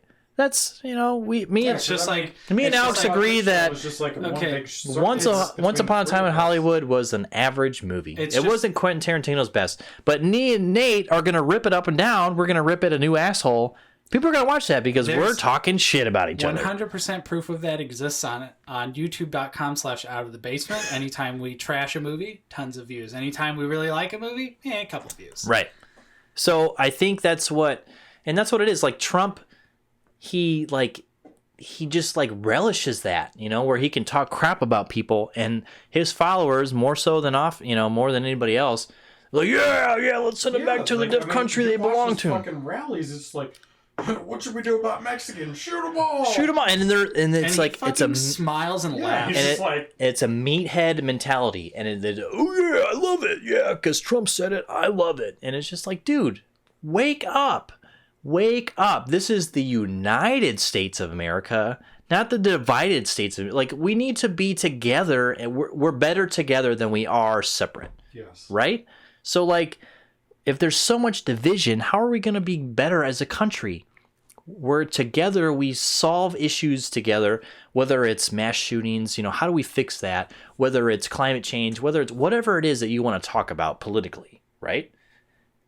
When you have a whole and we all have kind of, the same mindset, the same common ground here, yes, there's going to be some discrepancies between between me and Nate and me and Alex. But overall, if we have the same answer together or we have the same kind of like direction we want to go in, that's way more beneficial than a president who is making people divisive and, creating division. And you could say that about, Obama. You could say that about, George W., from the 2001. Like, you could say that about any president, but it's the people who have to come together. You know what I mean? Like, it's us that have to make that division different and turn it into a unity so that way we can move forward as a society. That's where I'm at. There you go. There you I go. think it's a great place to Hit like if you like that comment. This is for real. Damn it, are we in any show now? I think this is the wrap up. I think this is the wrap This up, is so much boys. fun, guys. All right, everyone. That was our totally off the rails return. of the Lowside podcast. Hopefully you enjoyed what you saw. If you did, don't forget to slap a like on this video. Subscribe if you are new. Ring that bell so you know when we are live streaming and when we are uploading our archived versions of the episode. Of course, follow us on all sorts of social media platforms. Instagram, Facebook, Twitter. Yeah, we have a Twitter. We have a Twitter? Okay, good. Mixer, Yeah. Grindr, Tinder, Tumblr, all Pornhub, Do we have a Pornhub? YouPorn, RedTube, LobsterTube. All of those sites you can find. I did not know we had all these sites. Now you do. Steve. Okay, all right. So smash like, smash subscribe. Of course, I'm Nate. I've been joined with Shreddy. Wait, hold on. What would be our Pornhub title right now? I don't know. White Claw? I don't really know. White Claw. Three dudes destroy the president. Go ahead, Something Nate. like that. Finish us off, dude. That's Shreddy over there. We got Steve right here. Yellow TV. We will see you guys next time on the Lowside podcast. Have a great night. Have a good night.